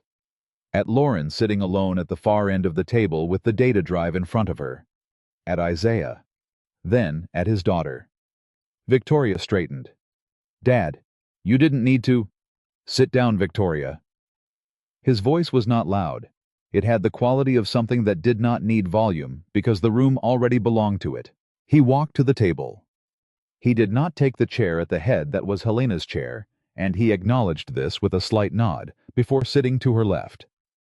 He set his hands flat on the table and looked at Isaiah. You were the operations director at Lakehurst, the one who refused to certify the line. Yes, sir. I knew about the safety issue at the time. I was told it had been resolved internally. He paused. I was told you had taken the resolution outside the company without authorization and that it had cost us the contract timeline. That's what happened. The safety issue was real, and I reported it to the appropriate federal regulators, because your company's internal resolution pathway required your COO's signature to escalate, and your COO was the person who told me not to report it. Arthur was quiet for a moment. Show me the framework. Isaiah pulled out the printed edit logs. The metadata reconstruction. The 73 sequential modifications. He laid them on the table in front of Arthur and let the man read. Arthur read slowly. He turned each page with the careful attention of someone who is not going to finish until he has understood everything he is looking at. Nobody spoke. When he finished, he set the pages down and looked at his daughter. "This is mine," he said. He meant the company. He also meant the responsibility. "Whatever happened here is mine. I built it. I left it in your hands. And I didn't ask enough questions." He looked at the pages again. "But this." His voice held for a moment, then held again. This man lost his home, Victoria. He lost his career. He was raising a child alone, and you had people calling his references to close the doors. I was protecting the company. You were protecting yourself. The words were not angry. They were worse than angry. They were tired. They were the words of a father who has arrived at a conclusion he did not want to reach and has arrived there anyway because the evidence left him no other path. I taught you that the Sterling name meant something, that people who worked for this company could trust it. That's what I meant. That is what I built. Not this. Victoria looked at her father. And for the first time since Isaiah had walked off the elevator the previous morning, he saw something in her expression that wasn't controlled, that wasn't managed. That was just a person looking at someone whose opinion mattered to them and seeing that opinion change in real time. It lasted about 4 seconds. Then the mask came back. The proxy agreement gives Douglas authority over the family shares if I invoke. The proxy requires my medical incapacity, Arthur said. I am sitting here, I am fully lucid, and I will be voting. He looked at Helena. Let's get on with it. Before Helena called the vote, Isaiah asked to say one more thing. He stood. He looked at the board members and then at the glass wall and the people beyond it. I want to be clear about what this vote is and what it isn't. Removing Victoria Sterling from this position is not a punishment for being wrong. It's a necessary condition for the company to operate honestly going forward, because no one in this building can tell the lender, the suppliers, or the workers the truth, while the person who directed the concealment is still running the meetings. He paused. The workers at Fairmont and Lakehurst and every other facility did not participate in any of this. They showed up. They flagged problems. They were told to be quiet, and they tried to do the right thing within a system that made doing the right thing expensive. Whatever happens next, that has to count. He sat down. Victoria looked at him across the table. Does taking my chair make you feel powerful, Isaiah? Is that what this is? He looked at her. I didn't take your chair, he said. Your choices emptied it. Helena called the vote. It was not close. The vote was 9-3. Helena announced it without ceremony, the way serious things deserve to be announced, plainly, completely without editorial. 9 board members in favor of suspending Victoria Sterling as chief executive, removing Richard Vail, pending criminal investigation, stripping Douglas Crane of all financial authority, and appointing Isaiah Brooks as interim CEO effective immediately. 3 dissenting votes. 2 of them from directors who had been personally appointed by Victoria during her tenure. The third from a man named Gerald Harwick, who had been on the Sterling Aerotech board for 19 years, and who had by all appearances simply decided that 9 years was too late to fix something and voted accordingly. Isaiah noted the 3 names without anger. He would need to understand every person in that room before the week was over. Victoria did not move when Helena read the result. She sat with her hands flat on the table and her spine perfectly straight, and her expression arranged into something that was not quite dignity, but was the closest available approximation of it. Isaiah watched her not with satisfaction, but with the particular attention of a man who understood that how a person absorbed a loss told you as much about them as how they had wielded power. She absorbed it the way she had wielded it, without visible concession. Then she buttoned her jacket and picked up the portfolio she had carried into the room. She looked at Isaiah across the table. "You should know," she said very quietly, so that only the people immediately around her could hear, "that this company has relationships, obligations, and political dimensions that you will not understand until you are drowning in them. And when that happens, and it will happen, the board that just voted against me will not be patient with you." "I know," Isaiah said. "That's why I'm going to work." She left. Richard left immediately after without speaking to anyone. Douglas remained seated for almost a full minute after both of them had gone, staring at the financial reconstruction Isaiah had circulated as if rereading the numbers might change what they said. Then he closed the folder, stood, and walked out with the heavy, careful movement of a man who had just understood that the building he had been living in was not his building. Arthur Sterling remained. He sat at the table with his hands still flat in front of him, looking at the seat his daughter had occupied. He did not look sad exactly. He looked like a man doing the accounting of something that couldn't be fixed by money. Helena set a new identification badge on the table in front of Isaiah. He looked at it. His photograph taken an hour ago, apparently by someone Helena had arranged without telling him above his name, above 2 words. Chief Executive Officer. He picked it up. He turned it over. He thought about Maya at school right now, eating lunch, probably telling someone something precise and unsentimental. He thought about what he was going to tell her tonight when he picked her up. He thought about Naomi's briefcase on the chair beside him. "First order," Helena said. She had a legal pad open and her pen ready. "Open the doors." She looked up. "Literally," Isaiah said. "The workers in the corridor. The operations supervisors and floor leads. Bring them in." A board member near the door, Fielding the engineer, got up and opened it himself. The people who came in were not accustomed to being in this room. You could see it in how they moved, the slight hesitation at the threshold, the look of people who have been told for years that certain spaces were not meant for them and had learned to believe it so completely that even an open door required a moment of recalibration. Carol from Fairmont came in first. Then Gerald, the maintenance supervisor who had shown Isaiah the dead production line. Behind them, floor supervisors and shift leads from 4 different facilities. People who had flagged problems and been ordered to be quiet.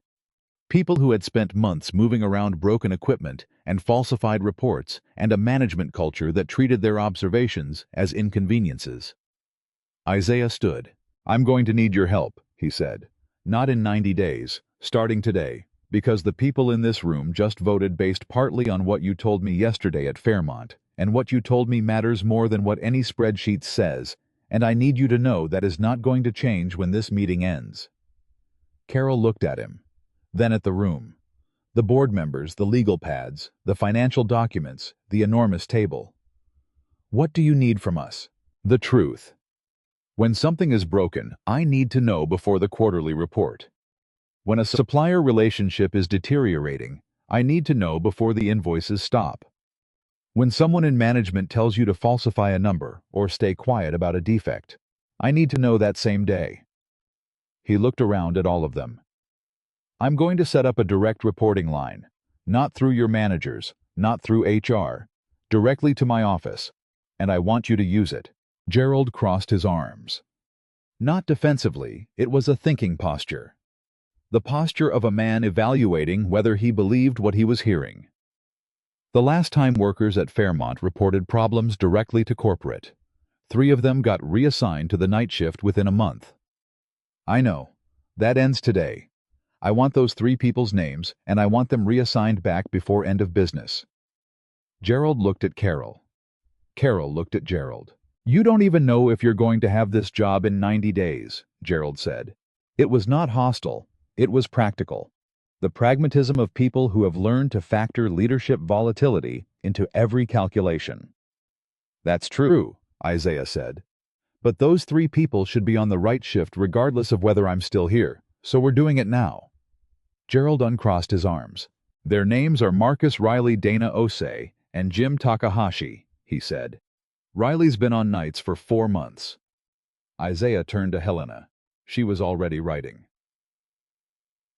The 10 a.m. meeting with Robert Okafor at Meridian Industrial happened in a conference room 2 floors below the boardroom, which Isaiah chose deliberately away from the executive furniture and the floor-to-ceiling windows in a space that felt less like a stage. Robert Okafor was 58, with the careful, watchful energy of a man who ran a mid-sized precision manufacturing company and had spent the past 11 weeks not sleeping well because a major client owed him money he could not absorb losing. He came with one other person, a younger woman who turned out to be his CFO, who had a tablet full of invoice documentation and the expression of someone who had organized her anger into very precise numbers.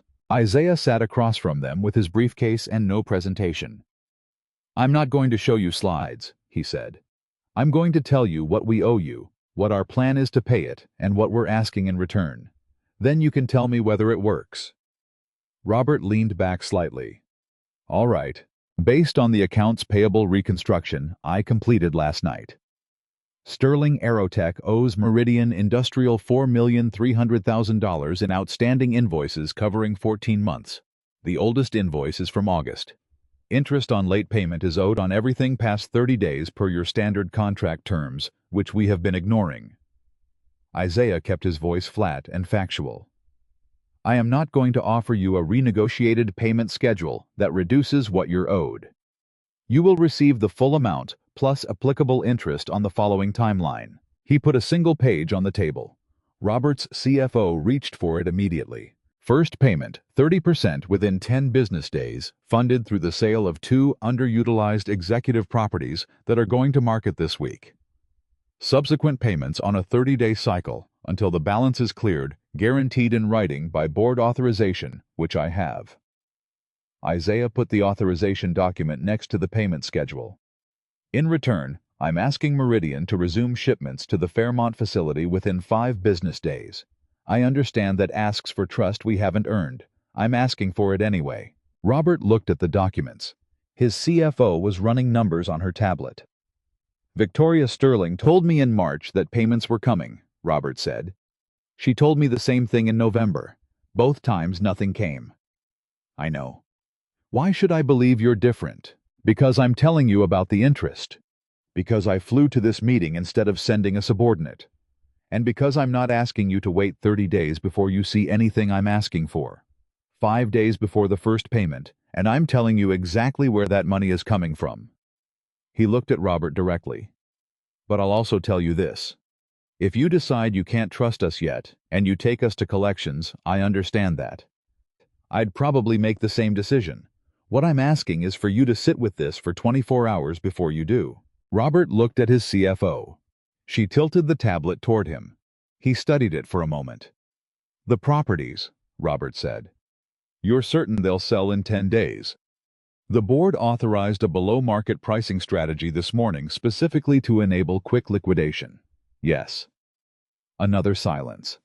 Robert had the quality of someone who made decisions by feel as much as by analysis, the way people who have built something real develop an instinct for when the numbers are telling the truth. "You have kids," Robert said. Isaiah paused. "A daughter, 9 years old. I have 2 boys. Both work at the company now." Robert looked at the payment schedule again. "If this company fails, our biggest client account goes with it. 60 jobs at Meridian directly dependent on the Sterling contract." He tapped the document. "You understand that's why I'm sitting here instead of my lawyer." "I understand exactly why you're sitting here." Robert set the document down. "Resume shipments in 5 days. Full payment timeline as written. And I want a monthly call directly with you, not your CFO, not a VP of supply chain. You. Every month, first Wednesday. Then we have a deal." They shook hands across the table. Robert's grip was the grip of a man who had built a manufacturing company from a machine shop in his uncle's garage and had learned that a handshake either meant something or it didn't, and there wasn't much middle ground. Isaiah walked Robert and his CFO to the elevator himself. When the doors closed, he leaned against the wall for a moment. Not from exhaustion, from the specific sensation of a first thing going right, of a single piece falling into place and proving that the structure could hold. Then he went back upstairs. There was more work. By 2 in the afternoon, he had spoken to 3 other major suppliers, all of whom had been in some stage of withdrawal from their Sterling contracts. 2 agreed to the same framework as Meridian. The third, a company that had been burned badly enough that they needed 60 days to decide. He gave 60 days without argument. You didn't rebuild trust by demanding it on your timeline. I was in the middle of reviewing the property listings for the executive jet and the 2 underutilized office facilities when Helena knocked on the open doorframe. "Arthur wants to talk to you." Isaiah looked up.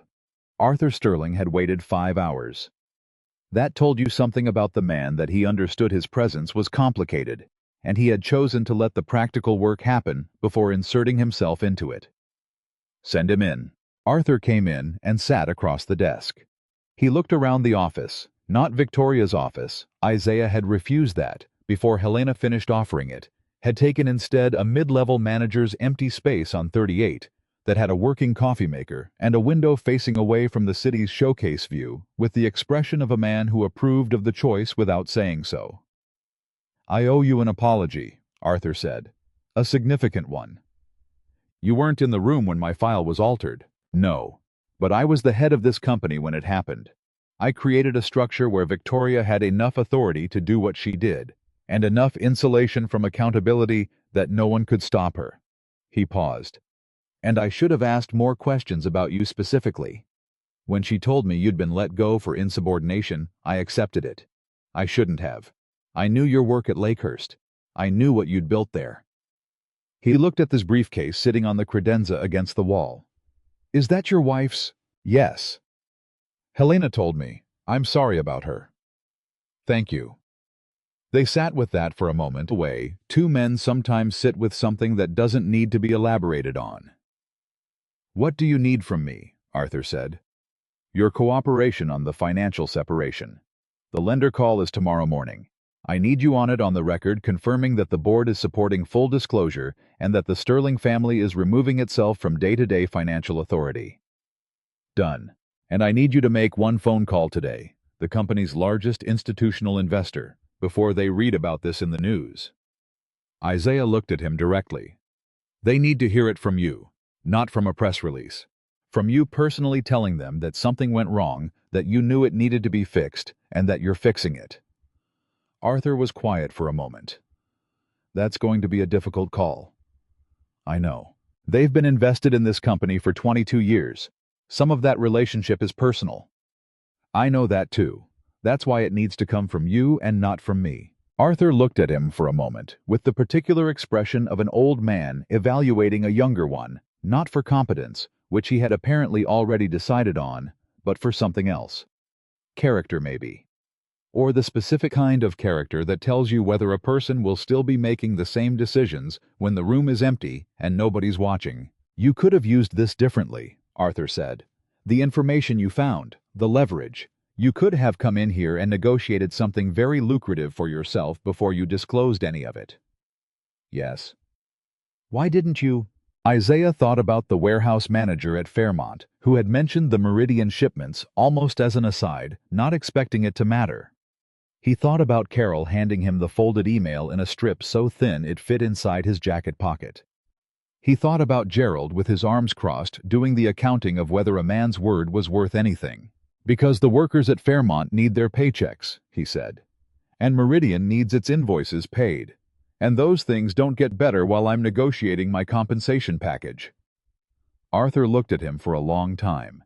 Then he picked up his phone and started dialing. Isaiah left him to it. At 4:30, Lauren Whitaker came to his office. She stood in the doorway with her coat still on. She'd apparently been outside or was prepared to leave quickly, or possibly just needed the psychological structure of wearing the coat, and looked at him with the expression of someone who has done a hard thing and is now navigating the space after it. "How are you doing?" Isaiah asked. "I've been better." She came in and sat down. "Richard's attorney called me 40 minutes ago. What did he want?" "To remind me that personnel records are confidential and that my unauthorized copying of company documents in 2016 potentially exposed me to liability." She set her hands in her lap. He used the word potentially 4 times, which is lawyer for, "We're not sure this holds up, but we want you to be scared. Are you scared? A little, she paused. But I've been scared for 9 years, and this is a different kind of scared.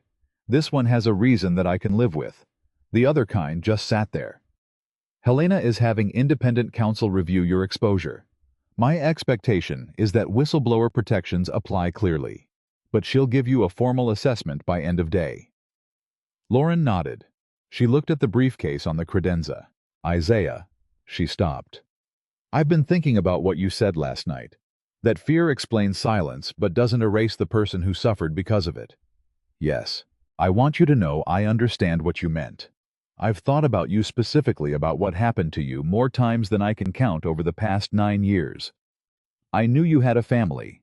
I knew you were going to have trouble finding work after what they put in that file. She looked at him steadily. I don't say that to ask for absolution. I say it because I want you to know it wasn't nothing to me. Even when I didn't do anything, it wasn't nothing. Isaiah looked at her for a moment. I believe you, he said. And I want to ask you something. There's a position I need filled. Rebuilding the internal whistleblower and ethics reporting system. New architecture, new protections, direct board oversight, so it can't be routed through management. He paused. I want you to build it. Not because it erases what happened, but because you're the only person in this building who understands exactly what happens when that system fails. And because you're going to have to live with the consequences of getting it right for a long time, which means you'll work harder at it than anyone else would. Lauren was quiet for a long moment. You understand that some people are going to see that as giving a pass to someone who stayed silent. Yes, some people will see it that way. And I think the ethics reporting system needs to be built by someone who understands the cost of silence from the inside. That's my view. You can tell me no. She was quiet for another moment. Then she said, I won't tell you no. Good. He looked at his desk. I also need you to contact the 3 employees who were moved to night shifts at Fairmont. Make sure the reassignments are processed today. And I need a full review of the disciplinary records for anyone who filed a report about operational irregularities in the past 3 years. If there's evidence of retaliation, I want it documented. Lauren opened her notebook. She wrote steadily for 30 seconds. I'll start tonight, she said. When she was gone, Isaiah sat alone for a moment in the quiet of the late afternoon. The city was starting its end-of-day shift. He could sense it, more than see it from this angle. The building's energy, changing the way buildings change when the official workday ends, and the people who stay late become the people who stay late. He picked up his phone and called Maya's after-school program. The woman who answered confirmed that Maya was there, was fine, had eaten her snack, and was currently engaged in what the woman described as an intense negotiation with 2 other children over the rules of a card game. Tell her I'll be there by 6, Isaiah said. And tell her... He stopped. Tell her I have news. He hung up. He looked at the identification badge on the desk. The 2 words under his name. I thought about what Victoria had said in the boardroom. Your worn shoes and your dead wife's briefcase. She had meant it as a diminishment. The way powerful people sometimes use the evidence of someone's hardship as an argument against their competence. As if the things that had nearly broken you were proof that you should never have been trusted, rather than proof that you had survived them. He reached into the briefcase and removed the last document he hadn't yet dealt with. A personnel file, his original one, the unaltered version from Lauren's drive printed that morning by Helena's office. His name at the top. His work history at Lakehurst. His performance reviews, which were almost comically exceptional. Demonstrates exceptional analytical rigor. Remarkable ability to maintain operational continuity under pressure. Consistently places team outcomes above personal advancement. Victoria had signed 2 of the reviews herself, 5 years before she fired him. He folded the document and put it back in the briefcase. He had one more thing to do before he could leave to pick up his daughter. He stood up, straightened his tie, the almost right way, and walked down the corridor to the office that had been Victoria Sterling's for the past 6 years. He opened the door. He stood in the doorway and looked at the awards on the wall. The industry recognition, the leadership commendations, the framed photographs with politicians and investors and executives. the photograph from the conference where she had accepted the award for the Lakehurst Recovery Framework. He could see in the background of that photograph the outline of the projector screen with the framework's title slide. His words. Her name. He didn't go in. He stood in the doorway for a moment. Then he turned to the facilities manager, who had followed him down the corridor at a respectful distance. "I want this office converted," Isaiah said. "Quality assurance and workplace safety. Give the team proper furniture, proper equipment, and put the best of those awards on the wall, if they want them, the ones that actually mean something. The workers who flagged problems at Fairmont and got moved to night shifts should have a desk in this room." The facilities manager wrote it down. "When?" he asked. "Monday," Isaiah said. "They've been waiting long enough." He walked back to his office, picked up Naomi's briefcase, and took the elevator down to the lobby. The same lobby where 32 hours ago, a security officer had asked for his identification twice while men in expensive suits walked through without stopping. The same lobby where a receptionist had assumed he was there about a maintenance contract. The same lobby where a junior executive had tried to send him to the facilities department on 3. The receptionist at the front desk saw him coming. She looked at his badge, then at his face, then straightened slightly. "Good evening, Mr. Brooks." "Good evening." He stopped. "What's your name?" She looked briefly surprised. "Denise. Denise. Tomorrow morning there's going to be a new protocol for visitors on the executive floor. Dr. Price's office will send you the details tonight. But the short version is, everyone who arrives with an appointment is treated as if they belong here until they demonstrate otherwise. Not the other way around." He paused. "That applies to everyone." Denise looked at him steadily. Something moved in her expression, not quite recognition, more like the slight adjustment that happens when a person realizes they are being spoken to as if their work actually matters to the outcome of something larger. "Yes, sir," she said. "I'll look for the email." He walked through the lobby and out into the late afternoon cold. The loose sole of his left shoe made its familiar small sound against the pavement. The sound he'd been hearing all day. The sound Maya had noticed that morning over burned eggs and backup granola bars. He had a car now. Helena had arranged it a company vehicle, part of the interim CEO provisions. The driver was waiting at the curb. Isaiah looked at the car. Then he looked at the bus stop at the corner. I went to the car. He had 30 minutes to get across the city, and he had promised Maya by 6. But he made a note to himself sitting in the back seat as the driver pulled into traffic that tomorrow morning he was taking the bus. Not because he couldn't afford the car, because some things were worth keeping. Maya was waiting by the front window of the after-school program when the car pulled up. She had her backpack on both shoulders and her coat half-zipped the way she always wore it. Naomi had called it the Maya zip, the perpetual halfway position that no amount of reminding had ever corrected, and she was watching the street with the particular focused attention of a child who has learned that waiting is a skill worth developing. She saw the car first, then Isaiah getting out of it. Her eyes went to the car, then back to her father, then to the badge clipped to his jacket. Even from the sidewalk, even in the fading afternoon light, she could read the 2 words under his name. She did not run. She walked. Maya had always walked when other children ran, which Naomi had said was evidence of an old soul, and which Isaiah had always suspected was evidence of a child who had learned very early to be careful about things she wanted very much. She stopped in front of him. She looked at the badge for a long moment. "Chief Executive Officer," she read. Yes. She looked up at him.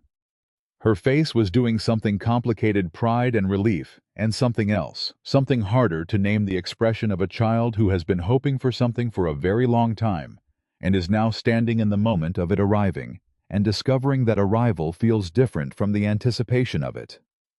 "I always knew you could," she said. "I just didn't know why it was taking them so long to figure it out." He pulled her into a hug.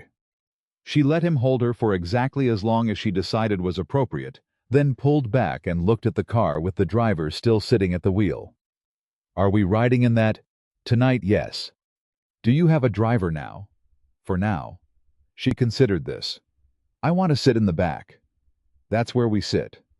She looked at the car one more time, then at him. "Did you eat anything today?" "A sandwich." "What kind?" vending machine. She made the face Naomi used to make. The exact same face, so precisely reproduced that it stopped him for half a second, the way it always stopped him. The small shock of recognition that never quite became ordinary, no matter how many times it happened. "Tomorrow," she said, climbing into the back seat. "I'm making your lunch." He got in beside her. The driver pulled out. Maya looked out the window at the city moving past, and Isaiah looked at her, and for a few minutes neither of them said anything, which was one of the things he loved most about his daughter. She understood that some moments didn't need to be filled. Then she said, "Tell me everything." So he did. Not all of it. Not the parts about what 9 years of erasure felt like from the inside. Not the parts about Naomi's briefcase on the conference table, or Richard's face when the edit logs loaded on the screen. But the structure of it. The truth of it. What was broken, and how he'd found it, and what the board had decided, and what he'd told the workers at Fairmont, and what he was going to try to build. Maya listened without interrupting, which was unusual for her. She was a child who interrupted frequently and with precision, asking questions at exactly the moments when a story's logic required examination. That she didn't interrupt up now told him she was processing, rather than questioning, absorbing the shape of something, rather than checking its details. When he finished, she was quiet for a moment. "The woman who said those things to you," Maya said, "about your shoes and your suit, she's gone now. She's not CEO anymore. There will be legal proceedings. It's complicated. But she's not in charge." "No." Maya nodded once with the clean finality of a child who has received the answer she needed and considers the matter closed. "Good," she said. And she looked back out the window. He took the bus the next morning. He had told himself he would, and he did. Standing at the corner in the January cold, with Naomi's briefcase and the loose sole making its small sound on the concrete, and a second cup of coffee in a travel mug that Maya had placed in his hand on his way out the door. He picked up the paper at the corner store. Sterling Aerotech was on the business page. The headline was careful and factual, the kind of headline that comes out when journalists know more than they're ready to print. Sterling Aerotech announces Leadership Transition Board initiates financial review. The story ran 4 paragraphs and said almost nothing, which meant the larger story was still assembling itself in the background, which meant he had maybe 48 more hours before the real coverage started, and the company's suppliers and partners and competitors all began making decisions based on what they were reading. He had 48 hours to make sure what they were reading was overtaken by what was actually happening. He called Helena from the bus. "Lender call is in 40 minutes, she said. "Arthur is ready." "Good. Make sure Marcus Webb is on the line. I want the forensic documentation available in real time if they ask questions we need to support." "Already arranged.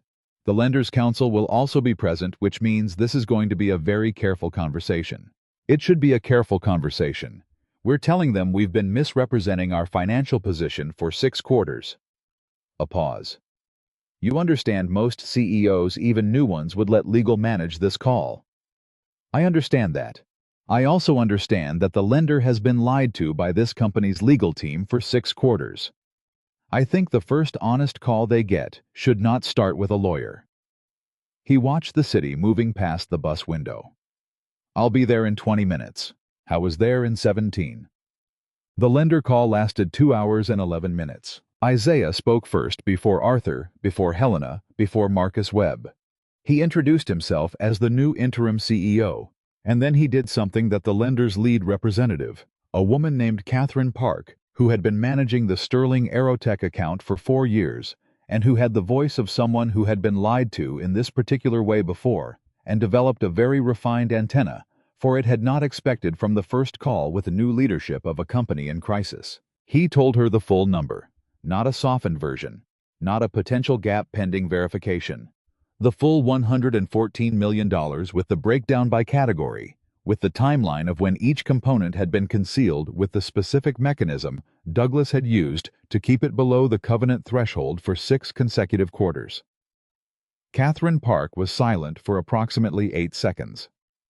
In a professional phone call, 8 seconds is a very long silence. "Mr. Brooks," she said, I want to make sure I understand what you're telling me. You are voluntarily disclosing a material breach of your covenant structure. Yes, because the alternative is you finding it yourself in the next 60 days through your own audit process, at which point we have no negotiating position and no credibility. This way we have both. Another pause. And the recovery plan. He walked her through it. The same plan he'd presented to the board, but with additional specificity, exact timelines, confirmed property valuations from the real estate firm. Helena had contacted the previous afternoon the signed agreement with Meridian Industrial, the preliminary commitments from 2 other suppliers. Real numbers. Real commitments. Things that existed on paper and in handshakes and in a 10-year relationship with Robert Okafor's company that Isaiah had begun to rebuild at 2:15 in the morning with nothing but directness and a payment schedule. When he finished, Catherine said, "I need to take this to my credit committee. I'll have a response by end of week." "I understand." Mr. Brooks. A pause. The voluntary disclosure. It's noted. He didn't tell her it was the right thing to do. She already knew that. What she meant was that it was noted as data about the kind of person was now running the account, and he understood that. Arthur spoke for 4 minutes after Isaiah finished. He was direct and brief in the manner of a man who had spent decades understanding that the most powerful thing old money could do in a crisis was refuse to hide behind it. He confirmed the board's unanimous support for the recovery plan. He confirmed the removal of Family Financial Authority. He said the Sterling name on the building had always meant that people who worked there and suppliers who did business there could trust the company's word, and that this call was the first step in making that true again. When the call ended, Isaiah was alone in the conference room for a moment. He looked at the table. He thought about all the calls that had happened in rooms like this one over the past 6 quarters, all the quarterly reviews, all the lender updates, all the investor briefings, where polished people with polished presentations had described a company that did not exist to people who were making real decisions based on those descriptions. I thought about what honesty cost, about how it almost always cost something in the short term and almost always paid something back in the long term that was worth more than what you'd spent. He thought about Lakehurst, about refusing to certify the line, about the 412 workers who had kept their jobs because a safety report was filed on schedule, even though filing it had cost him everything. I thought some things you do because they're right, and sometimes doing them right is the only way they work. He picked up Naomi's briefcase and went back to work. The next 90 days did not go smoothly. He had not expected them to. The first 2 weeks were the hardest. 2 board members who had voted against his appointment made it quietly known to industry contacts that they considered the review process irregular and the appointment temporary. One of Sterling Aerotech's secondary suppliers, a company that had been on the margins of their credit limit for months, used the transition news as a reason to accelerate their exit from the contract.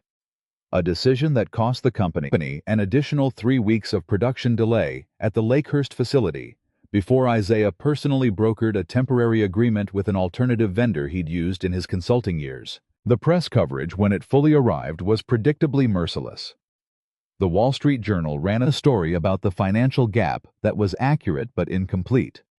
A trade publication ran a sidebar on Isaiah's background that was accurate about his credentials and less accurate about the circumstances of his departure 9 years ago.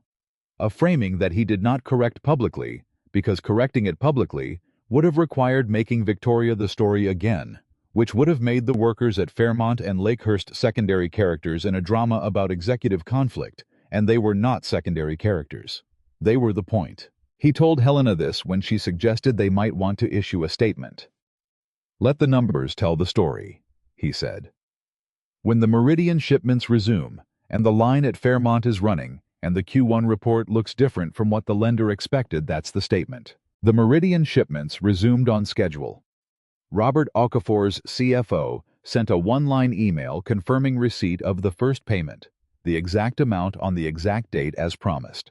And for the first time in 3 years, the relationship between the 2 companies had a foundation that wasn't made of broken promises. The Fairmont production line. C, the one with the missing component that had been cannibalized to keep line A running, was repaired in the second week. The part that had been removed was replaced. Carol supervised the restart herself, standing at the line, the way someone stands at something they've been waiting to see work for a long time. When it ran, she sent Isaiah a text message that said, "Only, it's running." He sent back, "Good. Thank you for telling me the truth." Marcus Riley, Dana Osei, and Jim Takahashi were back on the day shift by the end of the first week. Riley had been on nights for 4 months. He shook Isaiah's hand during a facility visit in week 3 and said with the particular directness of someone who had stopped expecting anything and was recalibrating, "I wasn't sure you'd remember." "I wrote your name down," Isaiah said. "I remember what I write down." The ethics reporting line went live at the end of week 2. Lauren built it with the particular intensity of someone paying a debt they'd decided couldn't be paid any other way. She designed it with external oversight, a committee that included a board member, an independent HR professional, and a worker representative from each major facility. Reports went to the committee simultaneously, with no routing through management. The first week, 6 reports came in. 3 were operational safety concerns that should have been flagged months ago. 2 were complaints about managerial conduct. 1 was a thank you note from an employee who said they'd never believed such a system would actually work, but had filed a report anyway to test it, and wanted to acknowledge that someone had called them back within 24 hours. Lauren put that last one on the wall in her new office. At the end of week 6, the lender came back. Catherine Park called on a Tuesday morning, and Isaiah took the call at his desk with the door open the way he kept it, because he had decided early on that a closed door in his office sent a message he didn't want to send. "The credit committee reviewed your recovery plan and the voluntary disclosure documentation," Catherine said. "We're not calling the loan." Isaiah was quiet for a moment. "The forensic audit confirmed your numbers. The committee's view is that the voluntary disclosure and the pace of the recovery actions demonstrate a materially different management environment than what was present during the period of the breach." A pause. They also noted the Meridian payment. Apparently, Robert Okafor called someone he knows on our committee and mentioned it. "Robert is a good man." "Hi is. We're going to require quarterly direct reporting to our risk team for the next 18 months. And we want an independent board member added to the audit committee. I'll have Helena reach out to your office today. Mr. Brooks." Catherine's voice was slightly different now, not warmer exactly, more like precise in a different direction. "When you called us 6 weeks ago and told us the full number, my credit team thought it was either the most honest thing they'd ever heard from a distressed company or the most sophisticated strategy they'd ever seen. Some of them still aren't sure which." "Tell them it was both," Isaiah said. "The honesty was the strategy." She almost laughed. "Almost. Good luck," she said. "I think you're going to need some, but less than I expected." He hung up and sat quietly for a moment. Then he walked down to the 36th floor, where Marcus Webb's forensic team was still completing their documentation, knocked on the open door, and told them the lender had decided not to call the loan. Marcus Webb looked up from his monitor with the expression of someone who has seen enough corporate recoveries to know that this outcome was not guaranteed. "Voluntary disclosure," Marcus said. "That's what did it." "Partly. Robert Okafor also made a phone call." "Meridian. They called the lender's credit committee." "Apparently." Marcus shook his head slightly. Not in disbelief. In the particular appreciation of someone who understands that the most important variables in any recovery are often the ones you didn't build into the original plan. The warehouse manager who mentions a shipment almost as an aside. The manufacturing executive who calls someone he trusts to say that a promise was kept. "You know what the difference is," Marcus said, "between companies that recover and companies that don't?" Isaiah waited. "The ones that recover decide to be honest before they absolutely have to be, every time, without exception." Marcus looked back at his monitor. "Congratulations, Mr. Brooks." "Thank you, Marcus. Send me your final report when it's ready. I want it in the board package." The board made the appointment permanent at the end of the 90 days. The vote was 10-2. Harwick voted yes, this time. Not, Isaiah suspected, because he had changed his fundamental view, but because 10 weeks of numbers had made an argument that overrode whatever reluctance the old man carried. The two no votes were the same directors who had voted against him at the beginning, and he accepted that some people decide early and don't reconsider, and that leading them was simply a different problem than leading the people who were with you. Helena called him that evening to tell him the vote had been certified. Permanent, she said. Not interim, not conditional. The board wants a 5-year plan on the desk by March. It'll be there. Isaiah. A pause. I want to say something, and I want you to let me finish before you respond. All right. When I sent you that encrypted message 6 weeks ago, some members of the board thought I was taking an extraordinary risk, that the personal history was too complicated, that the optics of bringing in someone who had been through what you'd been through, who looked the way you looked to certain people in certain rooms, who didn't have the conventional profile. She stopped. I want you to know I never thought it was a risk. I thought it was the only correct decision, and I was right. But I want you to know I knew I was right before the numbers confirmed it. Helena. Yes. Thank you for the envelope. She was quiet for a moment. Go home to your daughter, she said. I went home. Maya was at the kitchen table with her homework spread out in the organized chaos that was her particular working style. 3 textbooks open simultaneously, a color-coding system for her notes that she had developed herself and refused to explain to anyone. She had made dinner. Pasta with the jarred sauce she preferred over the homemade version Isaiah attempted on Sundays, the one she politely ate without comment while clearly wishing for the jarred kind. She looked up when he came in. How'd it go? They made it permanent. She set her pencil down. She looked at him with those careful eyes. 5 years. At least. She nodded. The same clean final nod as the night he'd told her about the board vote. The nod of someone who has received the expected answer and considers it confirmation rather than news. Are you going to get new shoes now? He looked down at the left shoe. The sole had been re-glued for the 4th time 2 days ago, a repair he'd done himself at the kitchen table with Maya watching and offering unhelpful commentary about the quality of the adhesive. No. She looked at him. Dad. Not yet. You can afford new shoes. You could afford new shoes 3 weeks ago. I know. She picked up her pencil again. She was not going to push it further, which meant she understood his reason, even if she'd decided it was slightly irrational, which was one of the many ways Maya had been like Naomi. The ability to hold the distinction between, I disagree with this, and I understand why you're doing this, without requiring that they resolve into the same position. He sat down across from her at the table. He looked at the pasta. He looked at his daughter's homework. He looked at Naomi's briefcase, which he had set on the kitchen counter, the way he always set it when he came home, in the spot near the coffee maker, where it had lived for 5 years. Your mom would have had something to say about all of this, he said. Maya didn't look up from her homework. She'd have said you took too long to eat and your pasta's getting cold. He laughed. Really laughed, the kind that came from somewhere it hadn't come from in a long time. Maya looked up then. She was smiling. The real smile, the one she kept for moments, when she'd said exactly the right thing and knew it. Eat, she said. Then you can tell me about the 5-year plan. 3 months into the permanent appointment, he visited every major Sterling Aerotech facility personally. Not on scheduled executive tours, with prepared presentations and polished briefings. He showed up on Tuesday mornings and Thursday afternoons, walked onto the floor, and asked the same questions he'd asked at Fairmont the first day. What breaks? What have you been working around?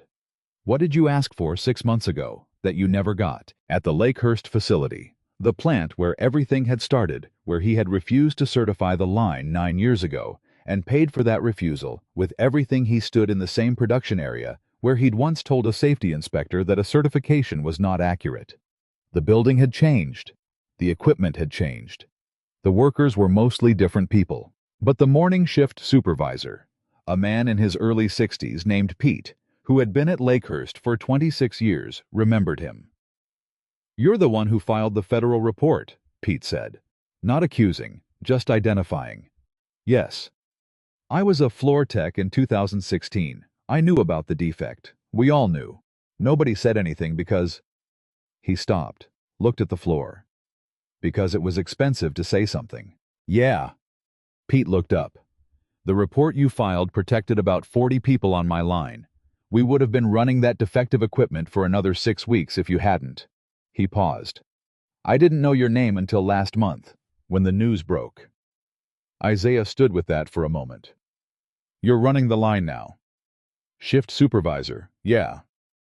If something breaks, if something doesn't look right, you know about the reporting line. I know about it.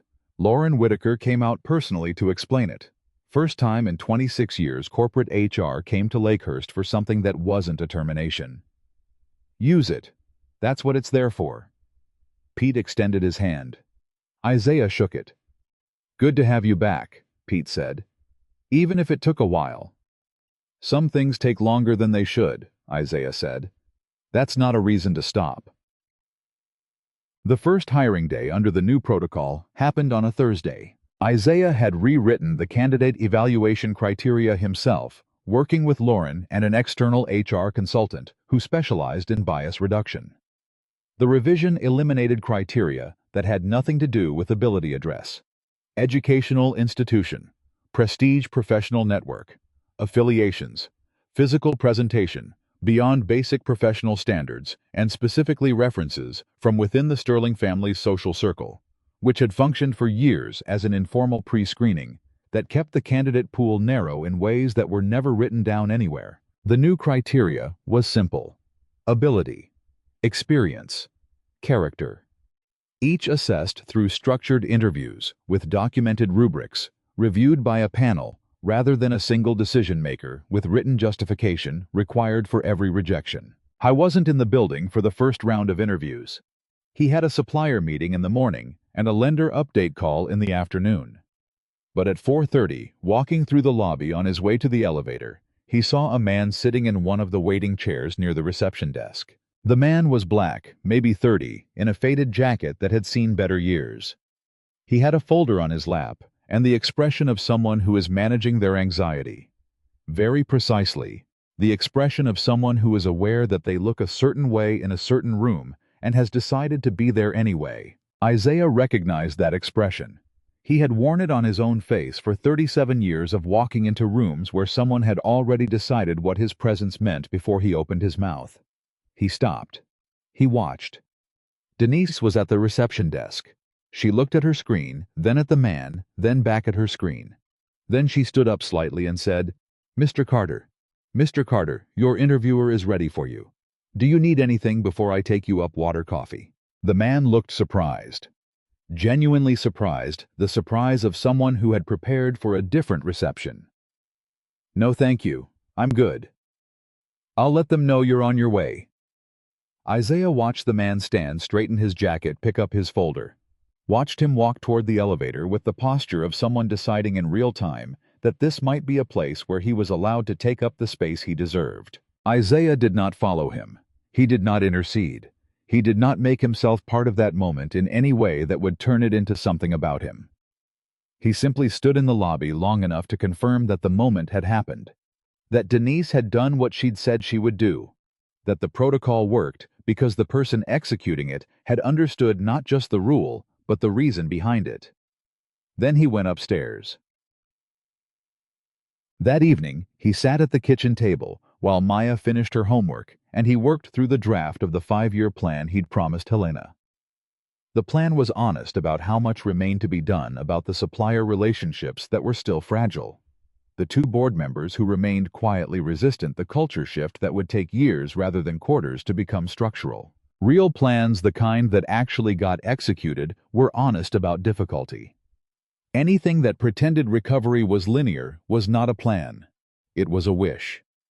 He wrote until Maya closed her textbooks and announced with the authority of someone who had decided the working portion of the evening was over that it was time for him to stop. He stopped. He closed the laptop. She looked at his feet. You wore the same shoes again. Yes, Dad. She said it with the particular combination of exasperation and affection that she deployed exclusively for his most persistent habits.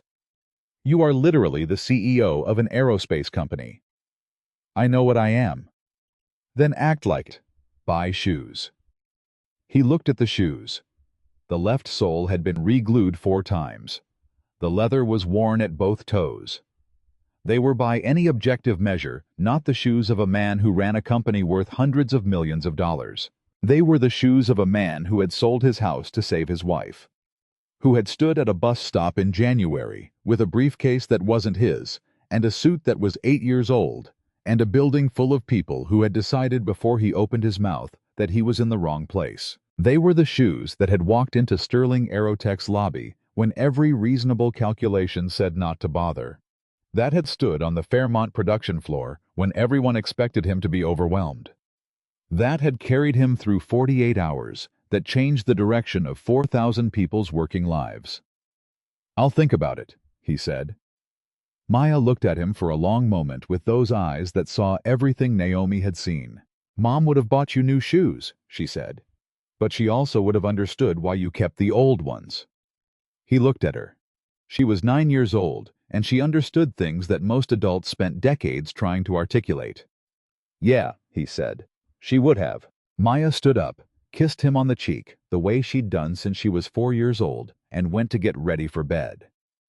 He listened to her moving through the small house, the bathroom faucet, the creak of the hallway floor, the specific sound of her bedroom door closing without quite latching, which it had done for 2 years, and which he had always meant to fix and somehow never gotten around to.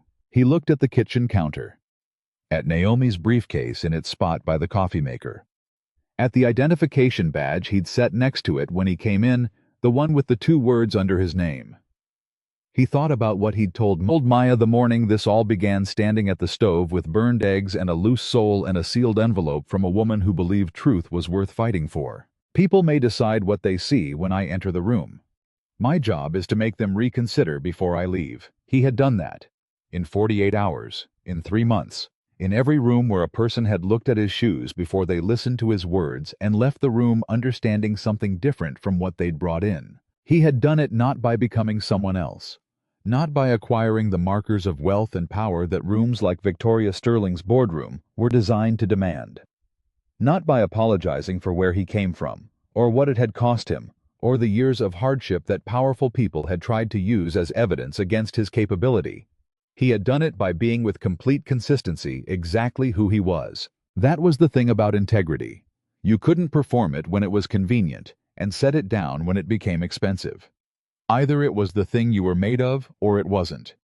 And when it ran all the way through the sold house and the vending machine, sandwiches and the bus stop in January, and the boardroom where everyone laughed at your shoes, it turned out to be the strongest material available. Stronger than money. Stronger than a family name. Stronger than 40 years of photographs on a corner office wall. The following morning, Isaiah Brooks put on the same repaired shoes, picked up his dead wife's briefcase, kissed his daughter goodbye, and walked out into a world that had tried repeatedly, and with considerable resources, to convince him that he did not belong in the rooms where decisions were made. He had never believed it. That was why he had won.